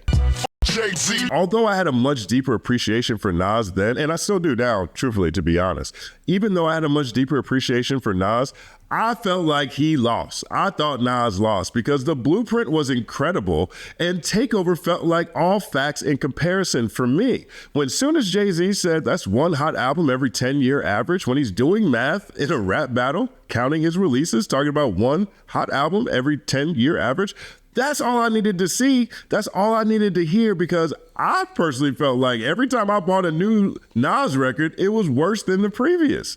And then ending his verse on Takeover with a riddle only Nas would understand, diabolical. Yeah, just keep that between me and you. But in the immediate aftermath of Ether ruthlessly swaying the culture back to Nas's side, Hov got too cocky and went on Hot 97 and delivered an on-air response, Super Ugly. Now, this is where the battle was lost because on Super Ugly, Hov answered the riddle he left at the end of Takeover. He revealed that he, and inexplicably Allen Iverson, for some reason he felt like it's a good idea to snitch on AI, he had actually smacked bellies with Nas's baby mother. He said, skeeted in your Jeep, left condoms on your baby seat. Jesus Christ. Which was way too much for that era. In the shadow of the deaths of Biggie and Tupac, and that's why your bitch, you fat motherfucker, no one wanted to hear a battle turn Super Ugly in that fashion. So Hov overdid it, kind of like he said on Takeover. Don't make me do it to you, Dunny, because I overdo it. But he overdid it, and the backlash was so massive that he went on air, back on Hot 97, and did the unthinkable then, but truthfully, something J. Cole can actually relate to. He apologized. Come on now, dog. Come on, man. Here's what he said. Mom put in a call and said that went too far, and she's never, ever called me about music. So I was like, okay, I'll go shut it down. Once again, I apologize. I felt like I didn't think about women's feelings or Nas's former girlfriend's feelings or even my mom. It was really like, let me meet your level of disrespect with this level of disrespect. And probably most telling, since this is the first major rap battle to have a significant level of internet virality. I mean, I was in Europe studying abroad in Amsterdam when all this was going down, and we were watching everything online. This is one of the first times you can really say that in a rap battle. Hov said this. This is another thing Hov actually said. Freestyles usually go away in 2 weeks. I didn't know it was going to be the official Battle of the Beats 7-hour marathon. It was an answer to the disrespect. I didn't go into the studio to make a song. I made a 2-minute freestyle. You are coping. The parallel, though, is that Jay-Z's misstep made Ether feel like foreshadowing in a number of ways. Nas closed with, you pop and apologize. Well, that's exactly what Hov did. He popped at Nas and apologized on Hot 97. Nas said Hov was only concerned with dissing women on Ether. Hov went out and dissed Nas's baby mother on Super Ugly. I mean, you really had to be there to understand how unprecedented it was to hear Jay-Z, snotty, sitting on top of the world, Jay-Z, apologize on Hot 97 for a diss freestyle. So that apology in conjunction with Super Ugly, the battle was over. No matter how compelling, no argument could sway the masses. Well, Takeover's a verse. Ether's a whole song. You know, that's got to mean something. Nope. Takeover was all facts, though. It was all facts. That's like he really broke them down. Nope. Too late. Ain't nobody trying to hear that. Well, if he hadn't dropped Super Ugly, this is a completely different battle. Guess we'll never know. Takeover's a way better song, though. Didn't matter. So when Mr. Busby posted Family Matters was the better overall record, is the new Takeover was the better overall record, he was absolutely correct. And for the first time, I could commiserate with something directly that Drake fans seem to be experiencing. It was time for me to let it go, and it's time for y'all to let it go. You're goddamn right. Drake too slided in a similar territory by calling Kendrick's partner Whitney a whore who secretly birthed his best friend Dave Free's child while also claiming she was abused by Kendrick. Disgusting work for sure, but Drake also had the rapping like you're trying to get the slaves freed line. He also disrespected his mom, who suggested he doesn't say the N-word on the song. And to a lesser disgust degree, he also said the weekend gets played in the spots that have a little more pride. And where's your uncle at? Because I want to talk to the man of the house, both attacking the LGBTQ communities. I mean, really think about this. Black people, women, gay people, trans people were all made the brunt of Drizzy's misguided fury on Family Matters. And in the streaming era, giving various vocal, marginalized communities a reason to be distracted at best or outright offended at worst is arguably Drake's biggest misstep of all. And anyone outside of arguably manosphere content consumers could see the iceberg looming in the distance. What do you mean by that? Media Matters describes the manosphere as an online community of right-wing websites, bloggers, and influencers cultivating a worldview based on regressive gender and social politics repackaged for the internet age. Many of these figures lure viewers in with content about other topics that interest young men, like weightlifting, video games, and boxing, before diving into extremist content and misogyny, creating a dangerous pipeline. Organizations like Stake and Kick and Happy Dad lean heavily into the manosphere. Happy Dad, for example, is run by the Nelk Boys, who received a shout out during Trump's victory party for all the work they did to spread his message to their audiences. And now they're doing it with hip hop. That's the energy that's at the core of language coloring Doechii as Harriet Tubman rap, or Schulz's suggestion that he could grape Kendrick, or Tom McDonald's music, or Hell's Angels making terrible diss tracks at Rick Ross, or tweets like these describing liberal rap fans, or Kendrick letting 3 white liberals talking about culture is insane, hypocritical work, which is crazy. So that's what comes to mind when I hear Kendrick rap. I know propaganda works for them. Whoever that's close to them, the that coon, the that's being groomed, slide on both of them. Don't trust them new niggas over there. But if I'm a Drake fan, I probably don't care about any of that. Him just merely stating Kendrick just opened his mouth, someone go hand him a Grammy right now, is probably enough, because if I'm a Drake fan, I'd probably be really tired of this little ball of culture collecting all the prestigious awards with half the work product. Just like one hot album every 10-year average was the clincher for me, because I still regretted paying $20 for Nostradamus. If I'm a Drake fan, I'm probably blindsided by all this. I'm probably too seduced by songs like Is There More to ever consider the fallacy of Drizzy the Invincible. Is There More is the last song on the good half of Drake's last great release, Scorpion. Over cold, quintessential OVO production, Aubrey opines on the then untouchable nature of his career. I mean, the song's aged terribly, by the way. Not only does he contradict himself almost immediately, rhyming, only line I do is lying out in the tropics in the opening stanza, and then completely reneges 14 bars later saying, I only tell lies to who I gotta protect. Professor Sky. This is the cognitive dissonance of a gaslighter. But away from that, the entire second verse feels like some of the most improbable foreshadowing that I can remember in hip hop. He starts the verse with sweeter the berry, the blacker the juice, which is a flip on To Pimp a Butterfly's Blacker the Berry. Too many Walt Disney characters, mouses, and goofs, which always felt like a shot at Kanye and Kendrick. Kanye's always comparing himself to Walt Disney, and Kendrick's short and Drake likes to pick on him about his height, so mouses.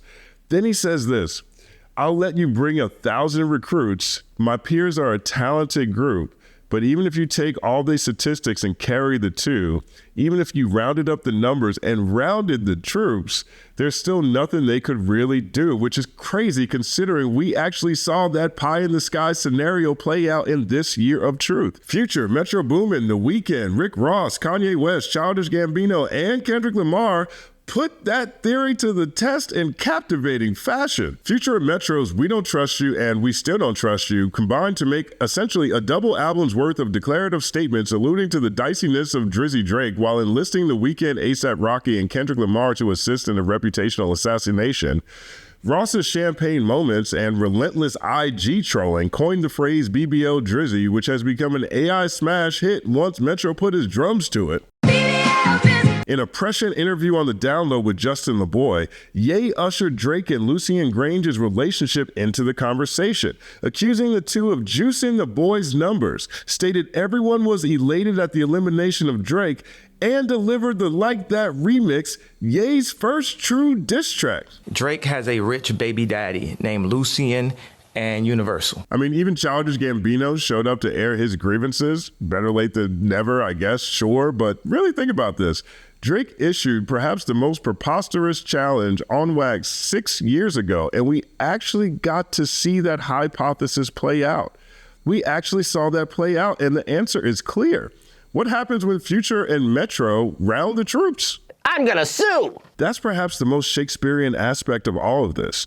After years of dicey maneuvering, pillow talking, track stealing, and bridge burning, Drake still felt so invincible that he entered a battle with Kendrick Lamar with, if you believe the rumor mill, a new deal in the balance. Despite all the skeletons in his online closet, he still decided to take the low road by attacking Dot's family because, I imagine, as he states on Is There More, he genuinely believed that even if you rounded up the numbers and rounded the troops, there's still nothing they could really do. And when things didn't work out the way he anticipated, when Not Like Us captured the planet, he inflicted more damage on his fractured reputation by filing a pre-action petition, accusing his record label UMG of fixing the numbers in Kendrick's favor. Ye accused him and Lucien of colluding, and now Drake's essentially confirmed the accusations. I mean, think about this. There are already questions about how many of his hits Drake actually wrote. I don't know if he'll ever be able to beat ghostwriting allegations. And now he's compounded that by raising questions as to how organic or how successful any of those songs actually were. I mean, it's like when Macbeth became King of Scotland through pillow talking and dicey maneuvering, ran to the witches when he needed reassurance, went on a murderous rampage, killing everyone associated with the opposition, including McDuff's family, and felt so invincible that he entered battle with McDuff, leading to his ultimate demise because he didn't understand the culture. I mean, the witch's prophecy. Oh, we made niggas sue, man. Crazy, bro. And that's my lasting takeaway from that conversation Kendrick and Dave were having in that opening clip. Their emphasis on staying underground and in touch with the community, the grassroots. Not only does GNX continue the roller coaster effect Dave described when describing their strategy for crafting classics, it's a massive commercial success loaded with hit songs, bringing West Coast sounds, styles, and underground artists back to the mainstream, all seemingly 180 degrees from the Mr. Morale experience, but it also resonates loudest with those who championed him the longest. I mean, Kendrick Lamar has arguably put together the greatest individual year in hip-hop history, and he's done so not only through chart-topping music, but through unifying themes and a willingness to define, to draw a line on what should be acceptable in this thing of ours. He's taken the scenic route to the mountaintop, and he's done so while exemplifying what he meant when he said there are other ways to be bigger, standing firmly on his square while delivering subliminals to artists and forces of all types. And yet the propaganda war has already commenced. People are attempting to remix not only this battle, but hip-hop as a whole, and undoubtedly a slew of artists are already plotting on the crown. People don't like it when people win too much, and Dot is the newest face of victory. He's the newest face of victory while offering, I believe, a much-needed shift in consciousness. With the Grammys and the Super Bowl and the stadium tour already on the horizon in 2025, how massive will the inevitable blowback be to King Kendrick Lamar? How coordinated? How will he handle it? I don't have the answer to these questions.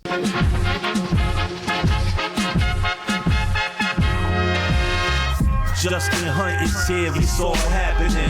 Justin Hunte is here, it's all happening. The mathematical breakdown of this mighty game of rap we in. It's boom bapping in. Systematical culture views us radical, it's all happening.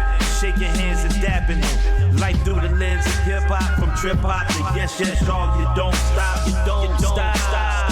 Justin Hunt is here, it's all happening. It's all happening, yes, it's all happening. Justin Hunt is here, it's all happening. It's all happening, yes, it's all happening.